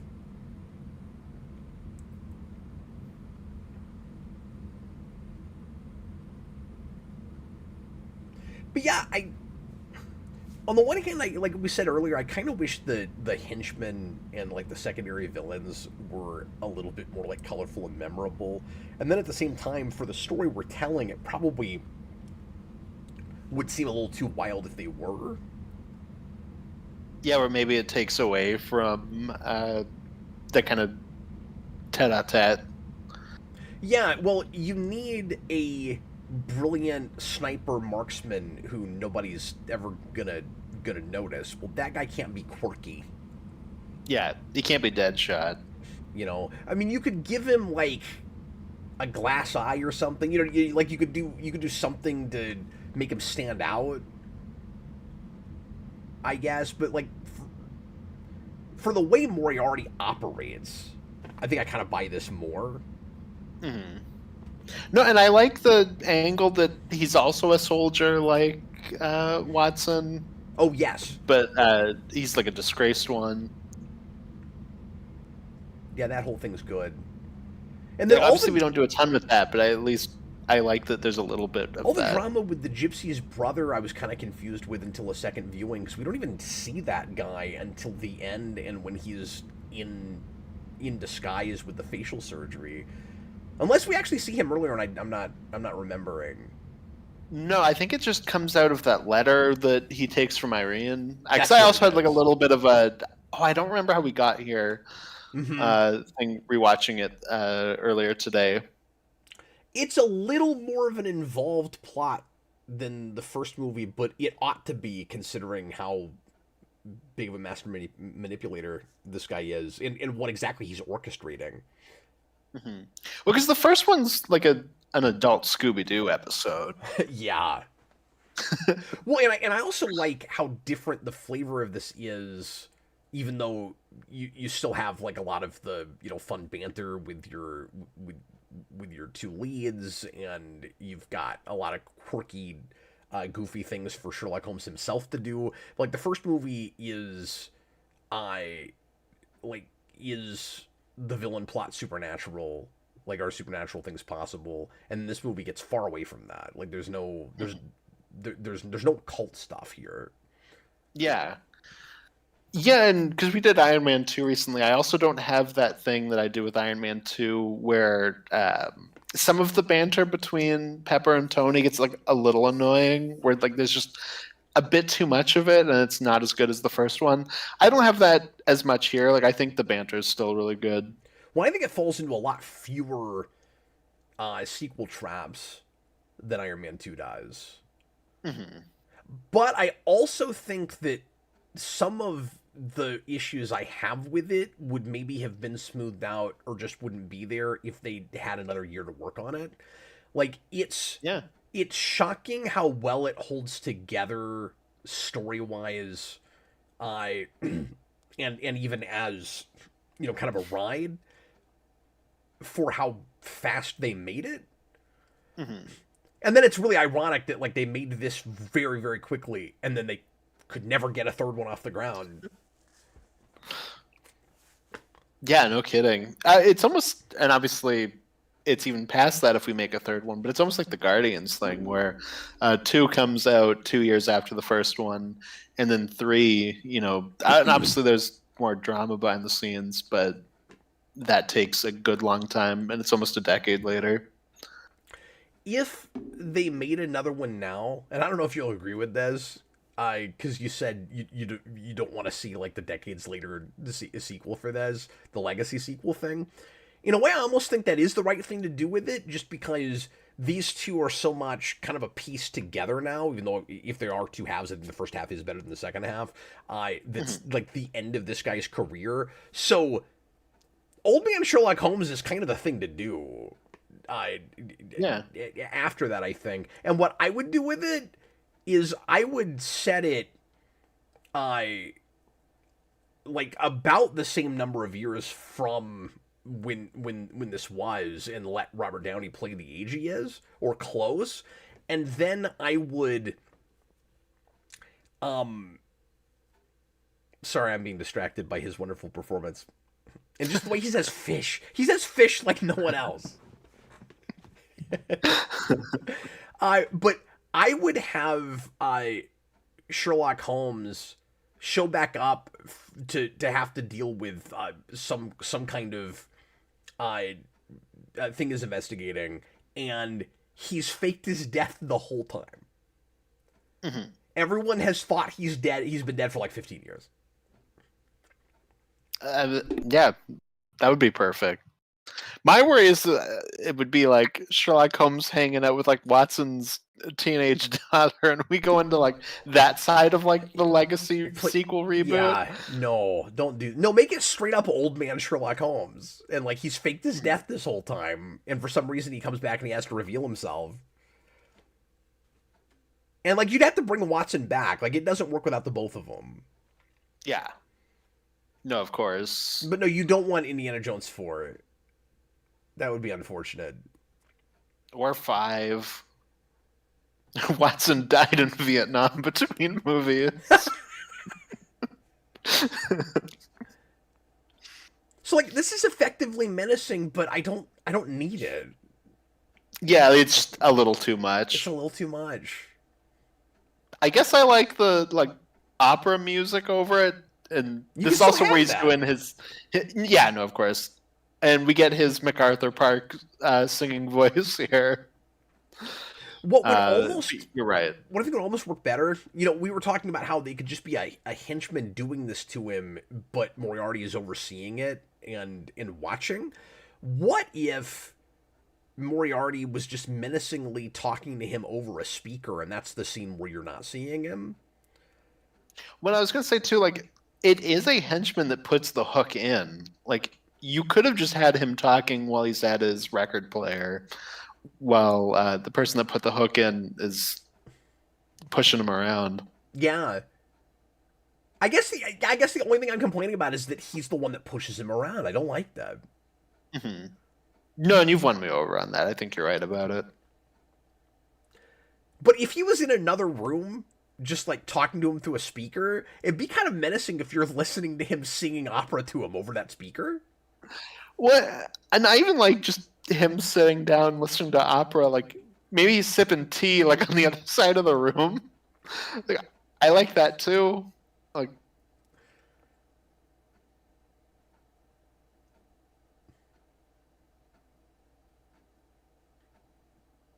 Look, he dropped the titular lighthouse on them.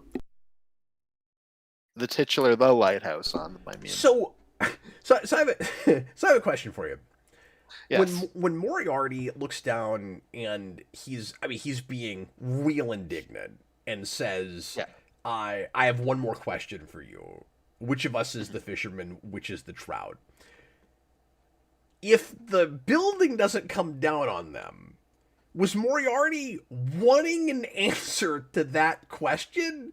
Or was it rhetorical? Was he just being, menacing and mean? Like, did he... What I'm saying is this is a torture situation. So was that him trying to get Holmes to tell him, yes, you are superior to me? And if he didn't say that, does he torture him some more? Probably. That's what I would say. I mean, if he doesn't answer, it's still that like knowing, like I am the one that caught you thing. Yeah. But I imagine he probably wanted him to say it. It's the kind of convenient interruption where like now they don't have to write the rest of that scene.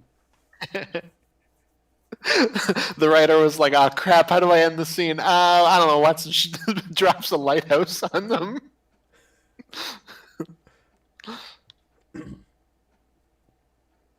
I'm going to mention this now while I'm thinking about it, because it's a little later, but we might end up talking over it. There's a bit, and maybe there's a couple places where this happens. There's one bit in particular, and I imagine it might have been a Robert Downey ad-lib, but I don't know, of course, where Holmes will say something that's just a little too contemporary. Yeah. That like you would not get in this time period. And the big one I'm thinking of is it's in the third act somewhere. Let me see if I can think of it. Is when he says, sorry, give me a second. I'll think of it. Yeah, no worries. You collapsed the building on me. Don't do that.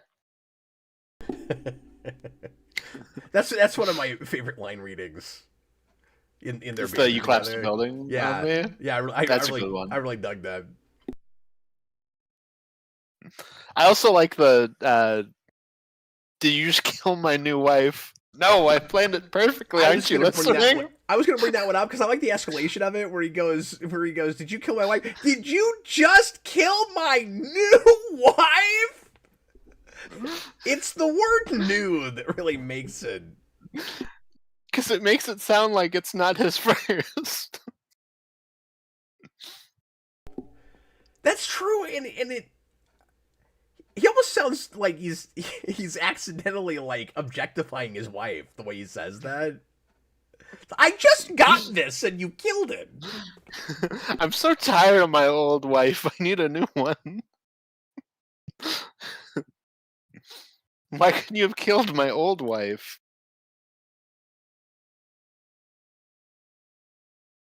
And now war. Meanwhile, in the trenches. You know what? You know what this scene reminded me of real hard? What's that? The opening to X-Men Origins. Oh, sure. I thought you were gonna say not the last, but the second last Harry Potter, because I think like the poster of that was them running through the woods, and there's a lot of woods stuff in that. But it is very Origins. And all the ramp up and slow down, because Origins does that. Yeah. I am going to complain about some of the slow motion in this movie.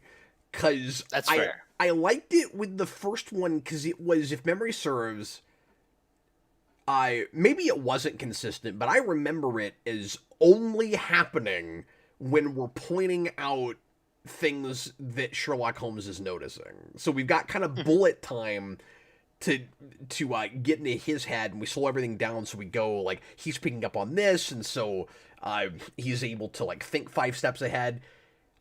Here it's kind of Zack Snyder-ish, like in scenes like this. It's one of those things dialed up to 11. There's so much more of it here, and yeah, it's not as consistent. It has nothing to do with Sherlock Holmes' ability. It's just we want to see him. It was part of that style in that first one, so now it's become more of the voice. And there's kind of no rhyme or reason to it in this scene. It's like, why are we slowing it down when he's just running? Yeah. Like, especially with the artillery thing, it's a lot of that, like I said, the speed ramping where it's like slow speed up, slow speed up. And this sequence especially has a lot of it.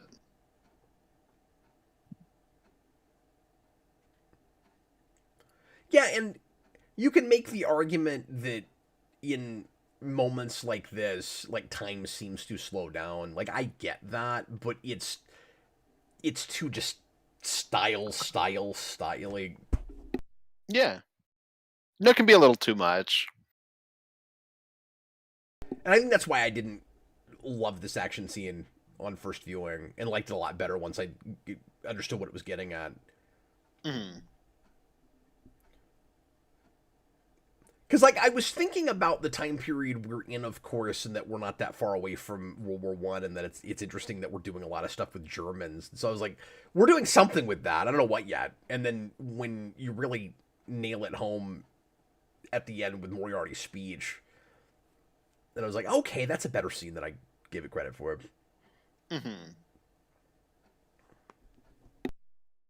Well, like I said, like we also just had a bunch of action and torture, so I can also understand it just being Like, okay, we've kind of been at this for a little bit. I'm ready to move on.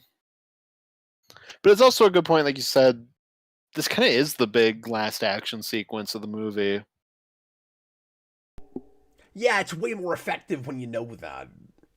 This is one of those it needs to watches kind of movies. Yeah, I think it's fair. I think I would not have liked it as well if we were doing a commentary after just one watch, and there's some stuff that would have gone over my head. That's actually working pretty well. I'll go as far as it's probably a whole rank difference in the rating. Okay. I do have to ding this scene though, because it falls into one of my most hated cliches, which is the "live, damn it, live." He's a doctor. Well, I thought you were gonna say magic syringe, because I don't love that trope either. Yeah. No, that's also a thing, but the CPR that just turns into the "live, damn it, live" as you punch them in the chest is a big pet peeve of mine. Also, did we? Well, I like that at least Holmes complains that his chest hurts. He said, "What the hell did you do to my chest?" That's true. We don't normally do that. Usually they're just fine. I cannot for the life of me remember what that line is I was going to mention. I'll try to bring it up when we get to it. It's just not coming to me.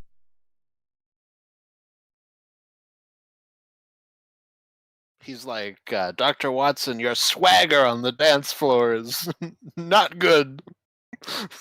No, it's not that overt.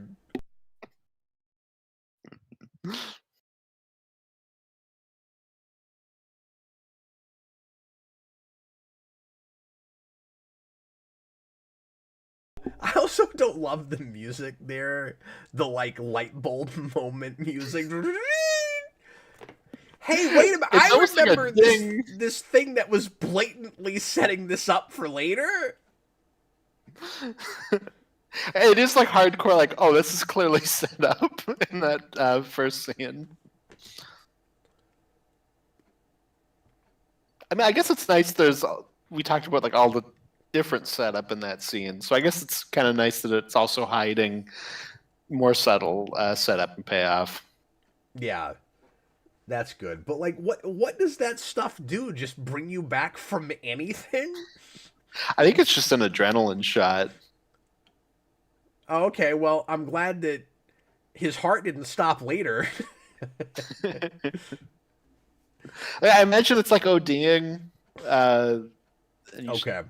Put in the adrenaline shot. That's kind of how it plays. Because the way it watched to me was oh, he's almost dead. He's right at the point of death. And he woke up, so now he's fine. Live, damn it, live. Did we even have CPR in 1891? I don't know. I'm pretty sure that's not a thing yet, but I could see that being a thing by that point, but who knows?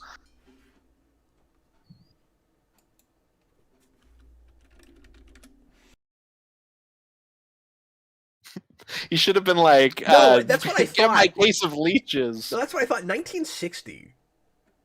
Oh, that's way later. We did not have CPR in the 1800s. Maybe that makes the lift him and lift thing better because he's not going to know that won't work. The whole thing doesn't know. He doesn't know. Yeah, he's just hidden them the whole time. He accidentally does CPR.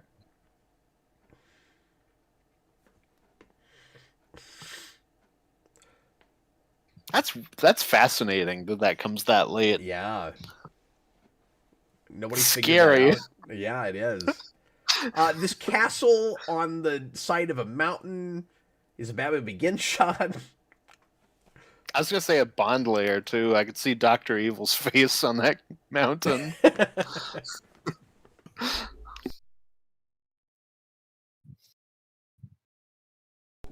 yeah, Austin, as far as the character arc with Holmes goes in how he feels about Watson leaving and everything, I feel like there's a couple of different places that you can argue that he makes peace with it or as much peace as he's going to. Like when he finally in that scene when he comes out of his stupor with the adrenaline or whatever the shot is, and apologizes to Watson for his not getting to go on his honeymoon, which is a thing he never does up to now. Like he never apologizes. And like the fact that he just straight up says, "I'm sorry, you didn't make that," suggests that he really is going to let him go now. Yeah, he's come to terms with it. But I think he came to terms with it actually quite a bit before that. I don't think, and I wouldn't want it to be this, so I hope it's not. If like it takes him almost dying to just like something about something I almost died and now I'm not dead, and so magically I'm sorry, Watson. Like I don't like that. I feel like the way it watches to me is his being that close to the brink of death finally made him say, "Ooh, I better go ahead and say what I should say, like what's on my mind." But I've actually been thinking this the whole time, because the thing to keep in mind is he only messes up Watson's honeymoon because he knows that Watson's going to get killed. And so like he's not intentionally trying to ruin his marriage. No, he straight up goes and tells Moriarty, like, it's done. Like, we're disconnected now. Like, you can leave him alone. And, obviously Moriarty's like, no. So there must be at least some level of him coming to terms with it's over by that point, if he's willing to even do that. Yeah. I honestly think he's kind of had that opportunity for change and taken it pretty early in the movie. Yeah, I feel like it is probably the wedding. Is probably like it's happened, there's nothing I can do, it's done. And then the rest of his arc is just about like trying to figure out how he's going to move on and get that one last big challenge. Because again, most of the movie kind of plays like he thinks he might be at the end of his rope. And the fact that he lives at the end muddles that a bit. Yeah. Well, and that also makes it could be kind of a metaphorical death. Like I think it's also important, and part of the reason that ending works better for me than it probably should is because he doesn't let Watson know for sure that he's still alive. So it suggests that he's going to keep his death kind of faked. Yeah, exactly. No, and it makes that they call it a stag, but I guess like bachelor party kind of thing, right? Play, and that it's almost like him having one last adventure with him before it's fully written off. Yeah, well, and he even says that he's like, "This is our last adventure," and yeah.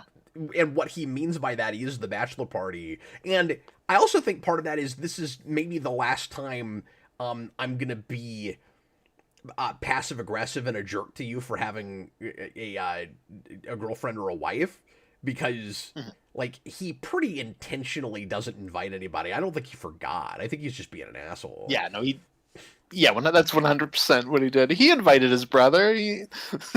Yeah.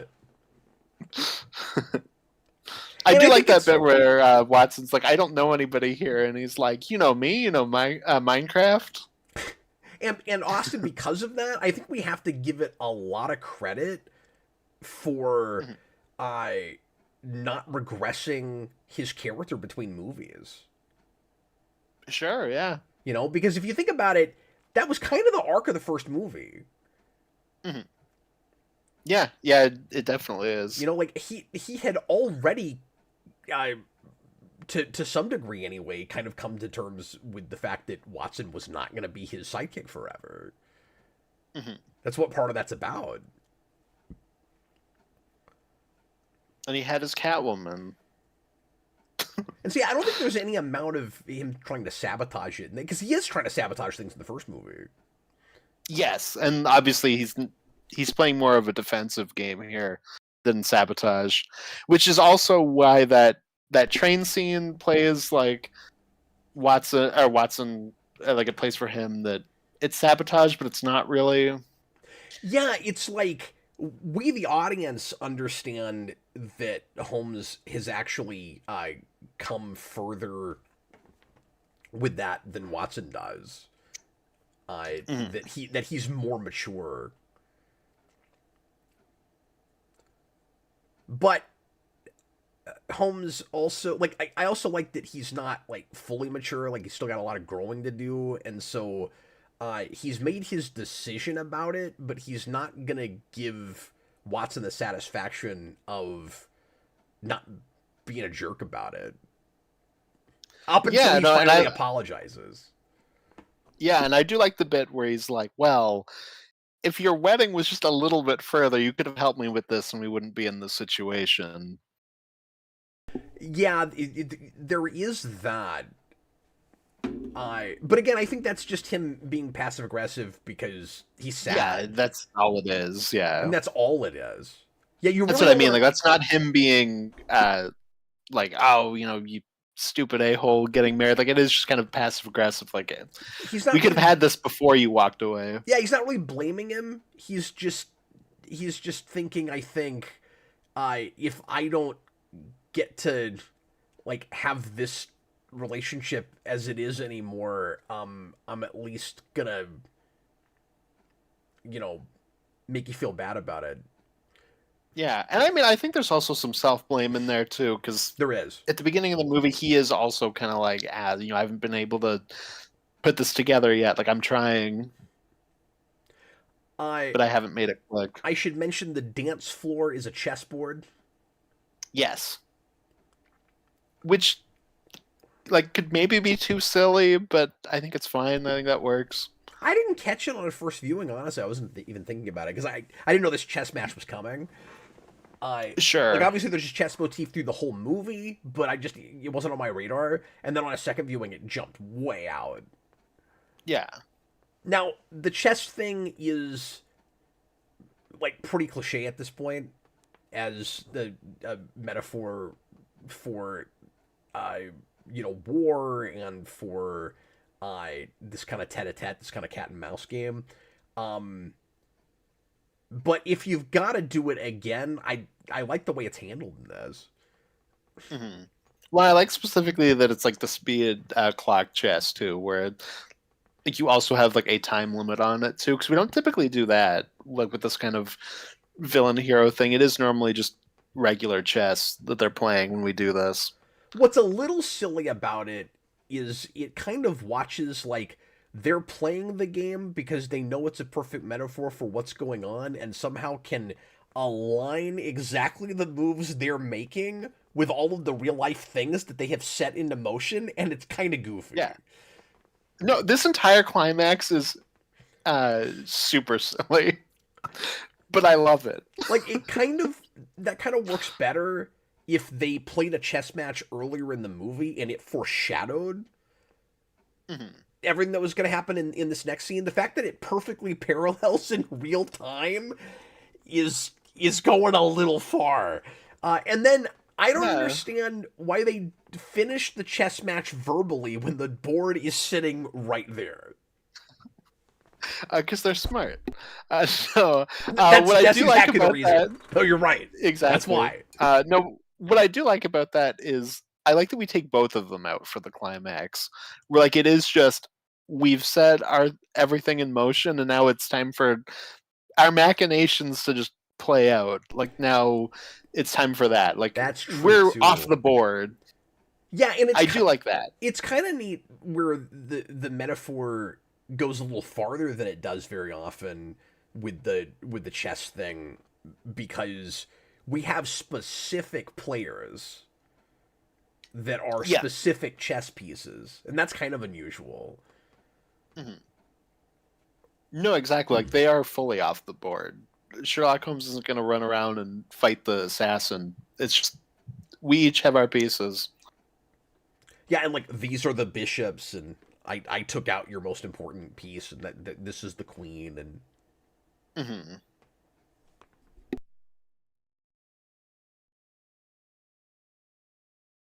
No, and it's a cool way of having some level of action while it's also that tete-a-tete thing, and just letting these two guys act. Well, and I meant to say this in the first scene they're in together. That's one of the best, uh, like protagonist antagonist sizing each other up and feeling each other out in conversation scenes that I've seen. Like it's really well written. Yeah, I love that whole thing about like he gets him to sign his name, and then he's like, "Have you ever heard about like the way you write tells something about yourself?" And he's like, "The way you like press the pen down shows that you're like arrogant or whatever." And Moriarty's like, you fool." I don't agree with that. Uh, all that's really cool. Well, I was talking about Wrath of Khan earlier, but that scene actually reminded me of the TOS episode when you look at the dinner scene with Kirk and Khan, where they're kind of sizing each other up like that, and Khan says conversation is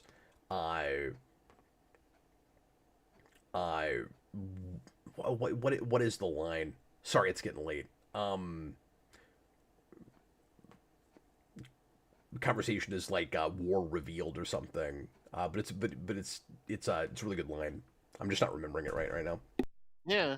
The only thing it's missing is the like Kirk roll move. Downey needed to do that because that's in that episode where he like rolls into a guy Yeah, during the sure fight. it is. No, he does that goofy roll thing in the con. Well, he does. I think the sidekick too. Yes, he does. Yeah. That famous like double kick. That's still one of the biggest FEM moments in a movie for me is when Robert Pattinson Batman does a roll attack in the Batman, like Captain Kirk.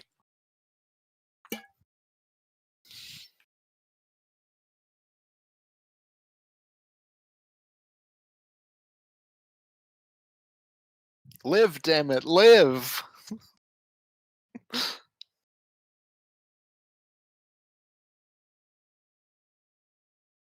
Although he probably wishes he still had that adrenaline shot.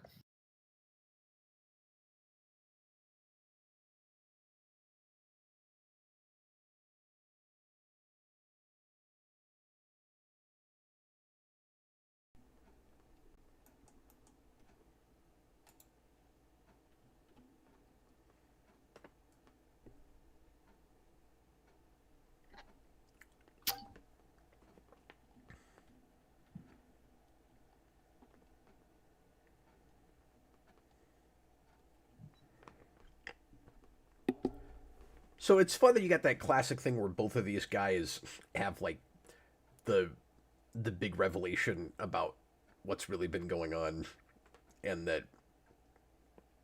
I Moriarty while he's like, you have I like you have no idea. I'm still gonna get what I want. Has no idea that he's worth $0 right now, and it's wonderful. The score is like an alarm going off right now too. That's true.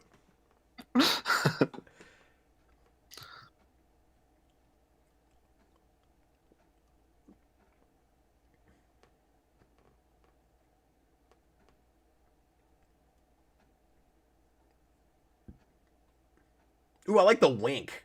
I didn't catch that before. That's pretty cool. The wink and the coat throw off. Mm-hmm. And I also like just how long we let this go, because this is about the length that you would expect a big climactic battle to take place. Yeah. This is like a whole like 10-minute sequence. Yeah, and it's not boring.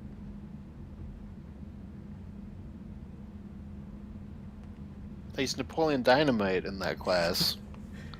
Yeah, that. I feel like that disguise is maybe sillier than anything else we've seen. It's not his best disguise. It's like the most obvious disguise. You walk in like that, Yeah. and it's like, take all that off your face. What are you It would have been doing? better as the Chinese man or the woman on the train.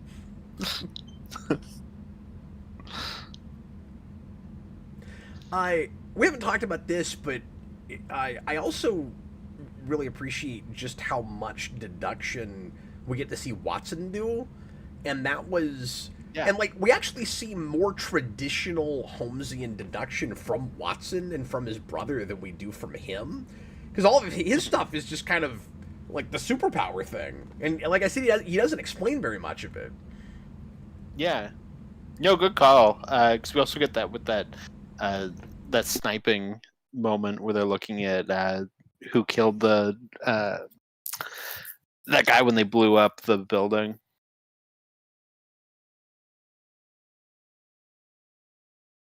It's always cool to see, that rub off on Watson.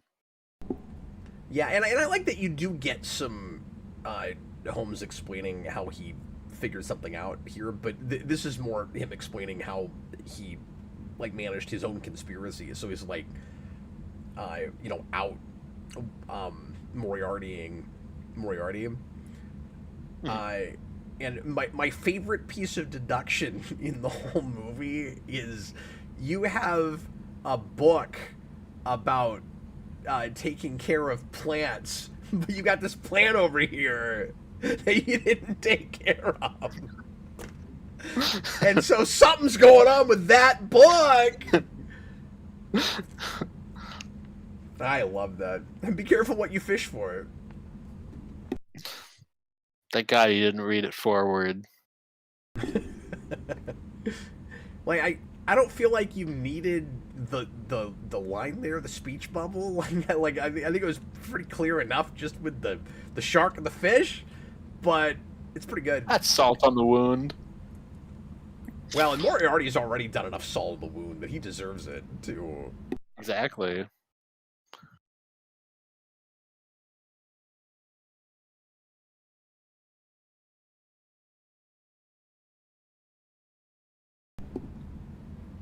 It's important, you got to know how to swing. You got to know how to throw.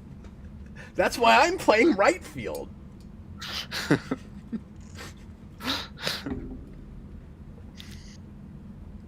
Now it's time for our Jean Grey versus Emma Frost telepath battle. It's great.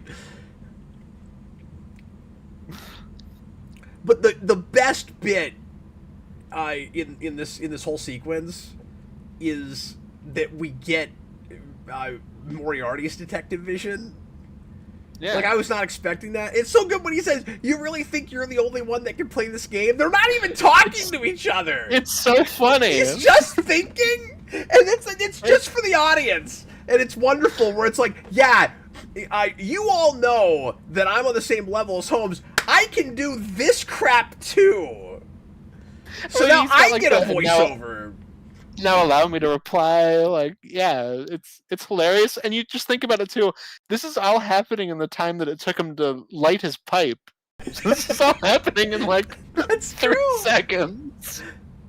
Well, that's why I said it's like Death Note, because this is like that. And I know you haven't watched the actual anime, but it's like the Ellen Light stuff, where they're just like thinking their battle strategy back and forth. Yeah. And it was crazy to see that realized in live action in a Sherlock Holmes movie. It's wonderful. No, and it's simultaneously awesome and completely ridiculous. It's completely ridiculous. It's completely ridiculous, but it's wonderful. But I wouldn't have it any other way. No, it's the only way to end this movie.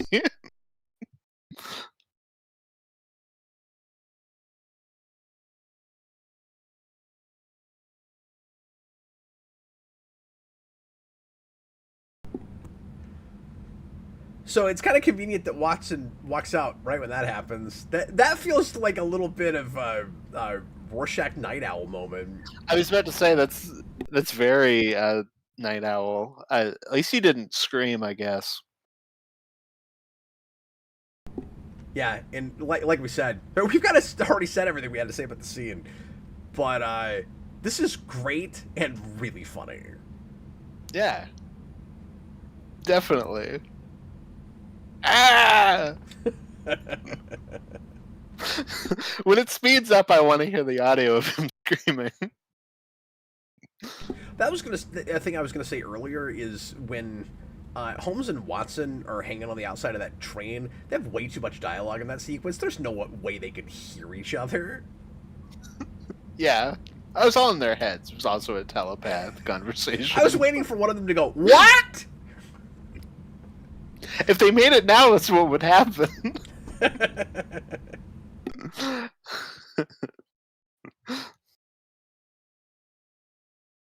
I'm trying to explain this to you, Watson. What? Listen, it's about what? So I read up a little bit on what happens in that Major Moriarty story, and there's a part of me that kind of wishes the movie could have contrived it to be more similar to how the story does it, but then I'm not sure how Watson... I love that sign. He played the game for the game's sake, which is actually what he and Moriarty both do, but one of them in a sinister way. Just want to throw that out there real quick. But anyway, sorry, what was I talking about? Oh, about you wish you took something from the book. Oh yeah. So in the I don't know how you do it, because Holmes needs Watson to do things to figure out who the gunman is. He's using him as a chess piece, but the book has Holmes like throw Watson off the trail to make sure that he's not there when he goes to Moriarty, because he knows he's probably going to die, and he wants Watson to let him do that. And it would have been a kind of a good dramatic thing to still include that somehow. Like more of a note about, I'm going to go do this, but you're not going to be there. Yeah, but like he's lying and he's not actually where he says he's going to be. Yeah, you maybe could have had, like, after they get the gunman, like, where we have that tete-a-tete and we see that Watson's going to wherever he's going, and then Holmes isn't there. Maybe you could add something like that. Oh my god, he fixed the autopilot. yeah. It's so weird because it's a year before that movie. One thing Mary, you gotta I love give your it, real name. You cannot tell there's a man in that chair. Yep. Yeah, like, it looks really good. Like, what? Whoa! Oh my god!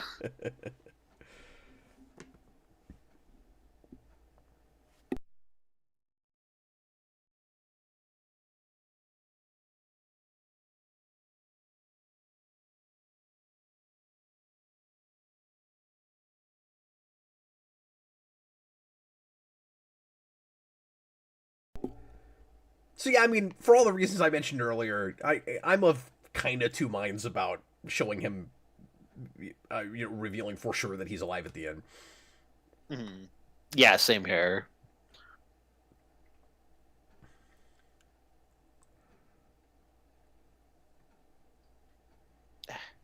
Get out of here, Amazon. Trying to make me watch The Mummy. Use the Blu-ray! Move the glow. Yeah, you think Minecraft should get his own movie? Yeah, 100%. Because they're trying to game make of brown bricks. They're trying to make that That's what this Sherlock movie will Holmes become. shared universe without Sherlock Holmes in it. Give me Gypsy Boy George the movie too. I want to see that. Have you seen Jared Harris in anything else? That's a good question. I feel like I've seen him in something else. Let's see. But I do just associate him with Moriarty.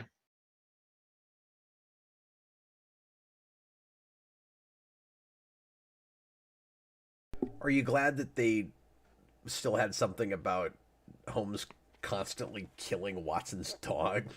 Are you glad that's still in there? Of course. We love him killing Watson's dog.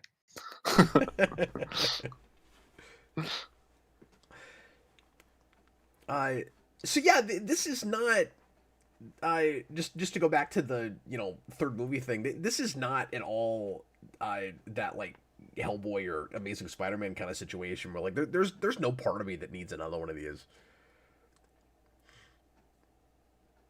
Oh my God, he's in Morbius. Oh wow, I don't remember where he is there. Weird. Well, and I say that like it's not like I love Amazing Spider-Man 2 and I need a third one. I'm just saying like that was building things that they never got to, and so it is unfinished. This is not unfinished. Yeah. No, And exactly. and like could that first movie have stood on its own and you never got a second one? Yeah, but it'd be sad never to see what their Moriarty was. And even if they never made it and you didn't see how great their Moriarty was, you'd always wonder what Yeah. that was going to be. So like that's not just sequel bait. I mean, I talked about this with the first commentary. They did a wonderful job of not just making that like obligatory sequel setup. Like it felt like it was really building to a thing they thought out a little bit. No, and like I mentioned last time, because it was the first time I watched it on streaming, it's crazy they special editioned the first one to have Jared Harris like dub over that Moriarty voice. Oh, that's right. I forgot you mentioned that. That's wild. Yeah, because watching it, I was like, wait a minute, that's not right. They did not cast that guy in the first movie. Yeah, I don't usually like the special edition thing. I ain't mad about that one. No, like I don't know, it's fine. Like I don't think. yeah, it annoys me more when it's worse. Like I have that with the Boba Fett voice, where I'm like, Yeah. hey, I don't like that we got rid of the like we changed it, and his voice is also worse. Yeah, I mean, in general, I kind of want pieces to just be, sitting on their own and be as they are. Like, I think movies Yeah. and video games are very, very different. Mhm. No, it's more like I'm not like happy they changed it, but like of changes, like it's like a lesser one. It's funny, It's not that big of a deal. like, not so much superhero cliches, but it's funny how many just kind of standard, like, villain cliches and period cliches are in this movie, and it still works. Like the chess thing, like, although it's interesting that apparently we never did anything with chess in the original books, like, at Mhm. all. Yeah. Um, in special features with this movie, they interviewed um the consultant that they got to decide what the chess moves were going to be. Like they got a chess master to do that, Mhm. and they interview that guy, and he talks about how odd it is that there's not any chess in the original books, and he chalks it up to Doyle probably just didn't play. Yeah, like it's like a personal thing. He Uh, wasn't familiar with it really. but yeah, you've got that, and you've got opera, like the fact that you're like posh villain would be a big opera guy, and he'd be singing opera, like that seems kind of cliche, but like it does up the gravitas a bit. Mhm. Like it works. It's just correct. Yeah. All we're missing is him to be like, "You're like Alice falling into Wonderland against me, Sherlock Holmes." Dude, I'd be out. Like one more Alice in Wonderland reference, and I'm done with movies, man. I'm like a caterpillar smoking my hookah. That's just a weird thing to say. But it's threatening because you're like, this guy's crazy.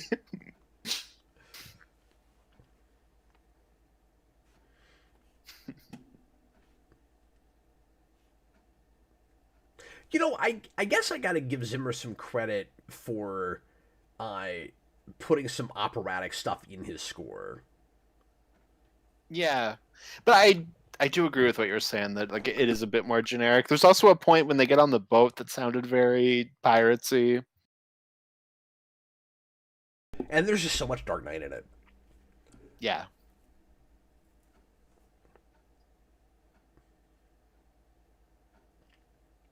But yay for accordions. I love accordions. I'm always happy to hear a good accordion. We should have had Downey play an accordion in this movie. Oh yeah, that'd be great. Previs by Destroy All Monsters. That's cool. Brayden says it'll be called a Minecraft movie. Yeah, a Minecraft movie. That'd be great. I would love that if they made that. It was just called a Minecraft movie. No Holmes, no like connection to Sherlock Holmes. Just if you know, you know. And then his first line of the movie is, "I'm the other Holmes." It's Jack Black as Minecraft, and he's like, "I am the other Holmes." And he still hasn't shaved his beard. No, of course not. And then he sings a song about being smart. Can you believe this came out the same year as Green Lantern? No, that is weird. Yeah. Like, this holds up. It feels like it could have come out, a couple weeks ago. I mean, except for that thing you were saying at the beginning about, Downey dressing up like an Asian man or whatever. Yeah, I don't think we would do that now. But, I don't think Doctor Doom will be introduced with Downey dressed as a Chinese man.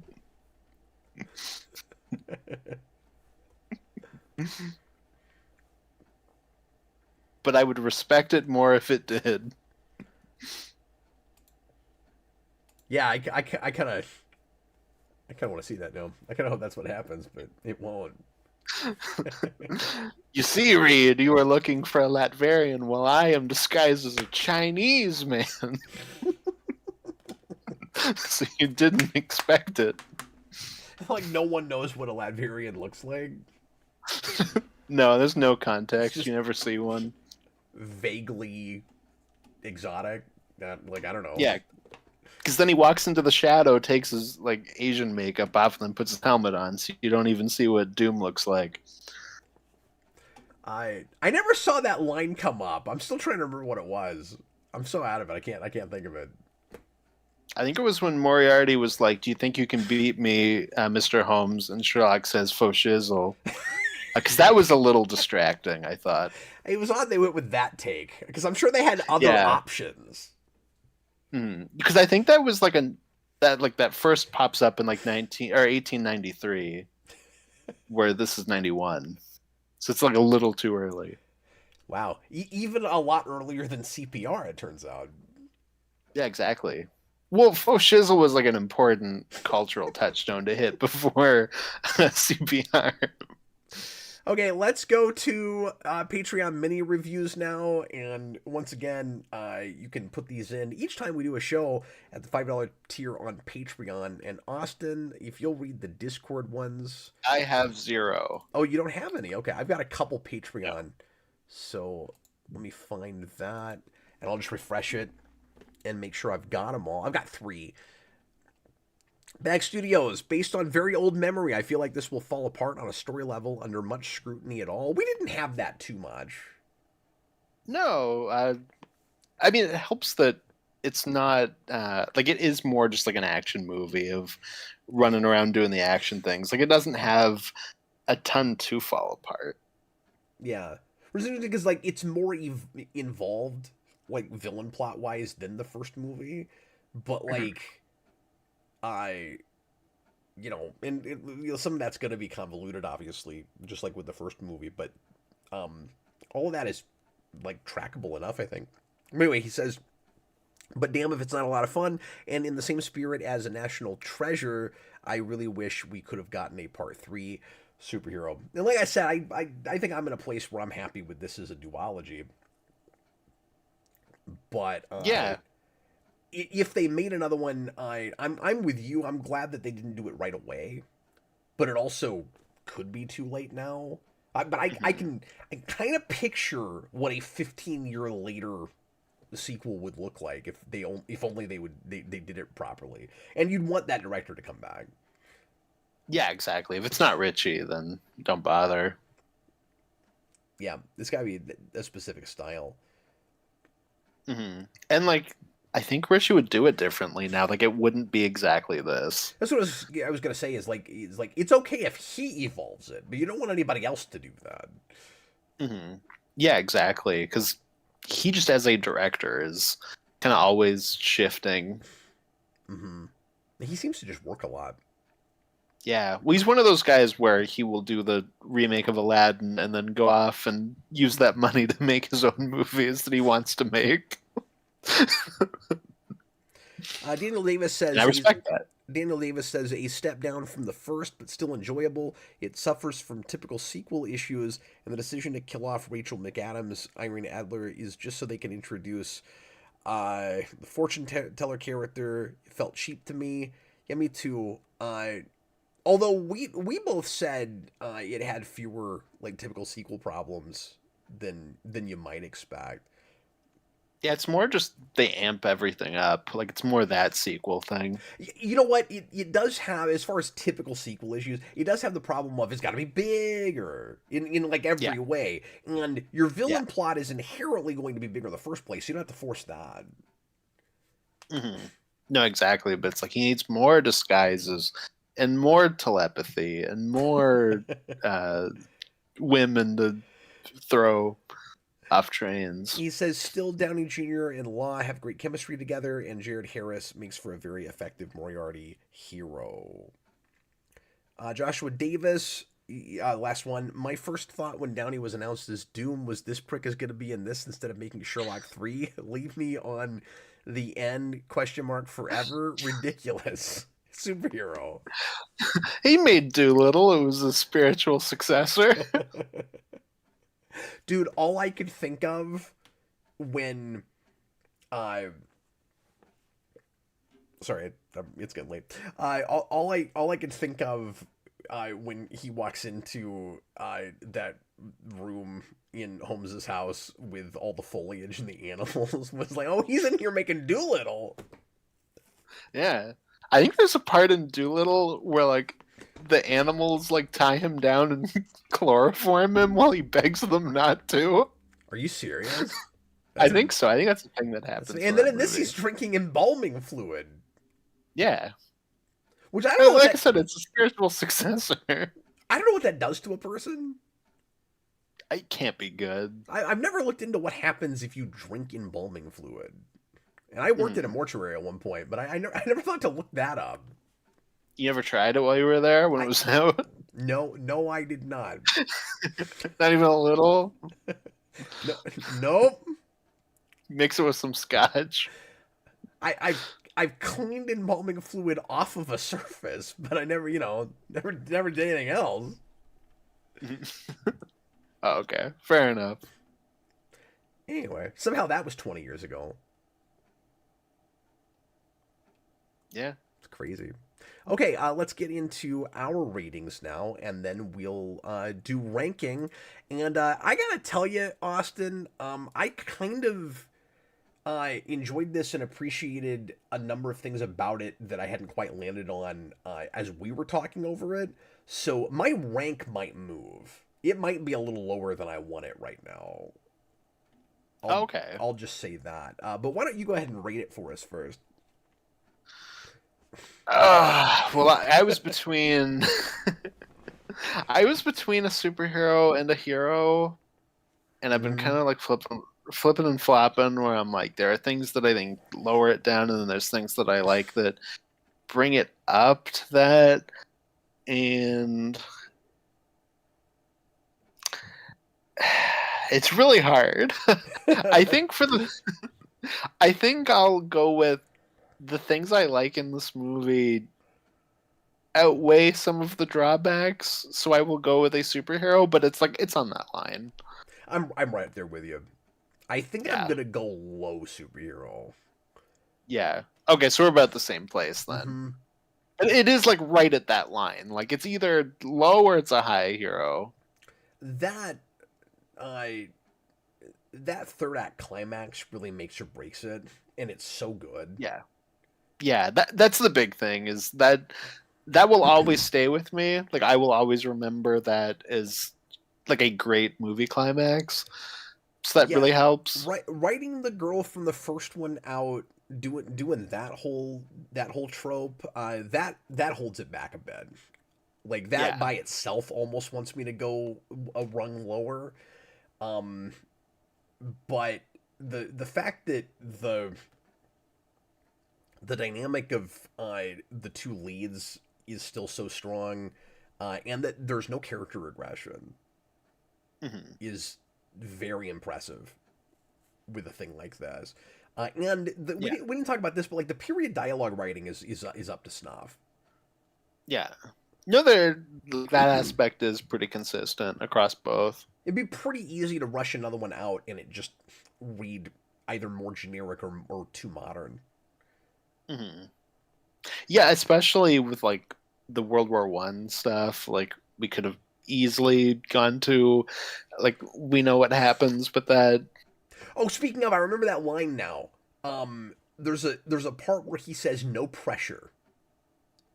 Yes, that's a That great part that's where a it's little like that's a little modern. the it's oh yeah. You wouldn't No, have said fair that enough. then. No pressure? Yeah. No, that's too Yeah. 20th century. That's too late 20th century. No. Yeah. I That line almost is funny, but guarantee you are that's correct. not scripted. That sounds like something he threw in. Yeah, no, I mean it sounds like something he would just say. But I'm sorry, what were you gonna say? No, I just said like that line is funny, but you are correct. It is like does feel more modern. Yeah, remind me the context with that. Oh yeah, because he's like we have to prevent the destruction of The fall of the Western civilization, no Yeah, pressure. no pressure. Like it's a good It's like line. that is funny, but It yeah, ain't an you are correct. 1891 line. Faux shizzle. I'm glad I finally thought of it. Okay, let's get to rankings now. And like I said, I have it, especially since I said superhero, because I didn't know where I was gonna land with it before we came in here.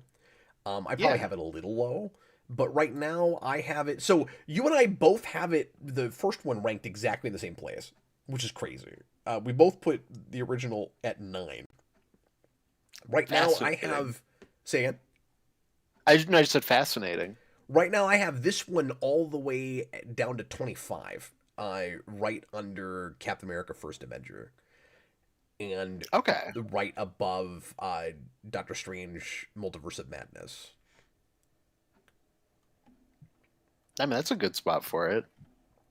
We're not far off on our Are we placement of not? 2 either. I just No. my rating was high enough. I wasn't sure if a 9 to 25 drop really made sense, but then I'm looking at everything around it, and I'm like, yeah, I would still put it underneath some of these movies. No, and I almost put it under First Avenger and then stopped and went, I think the movie kind of comes together better for me because of the third acts of each. So it made me put this over that. But I was like, which one do I like more? Everybody, give me just a second here because I thought I had Austin's list up and I don't. So Oh, you're all good. somehow I ended up just getting mine in here twice, and I don't even know how that happened. That's really You just weird. really, really wanted where it was. Oh wait, I have the first one at 13, so like just slightly under where you have it. I just Oh, noticed that. I thought you know what? I probably thought that because I had our list up. I had the same list up twice. Oh, true. That's what happened. I knew you had it pretty high though, so I have it even higher than you do right now, which is pretty crazy.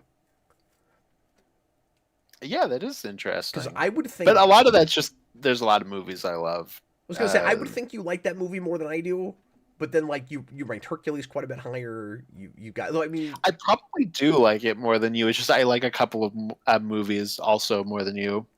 so you did rank this one a little higher than I did. You've got it right above Spider-Man 2 at 21. Yeah, at 21. Well, you added it at 25. Mhm. So like still right around the same Well, spot pretty though. close. I honestly thought you'd probably put this more at like 17 or 18, but we ended up being more on the same page than I thought we would be. I thought you would probably defend a couple of the things I was complaining about harder than you ended up doing. We were kind of right together on this one.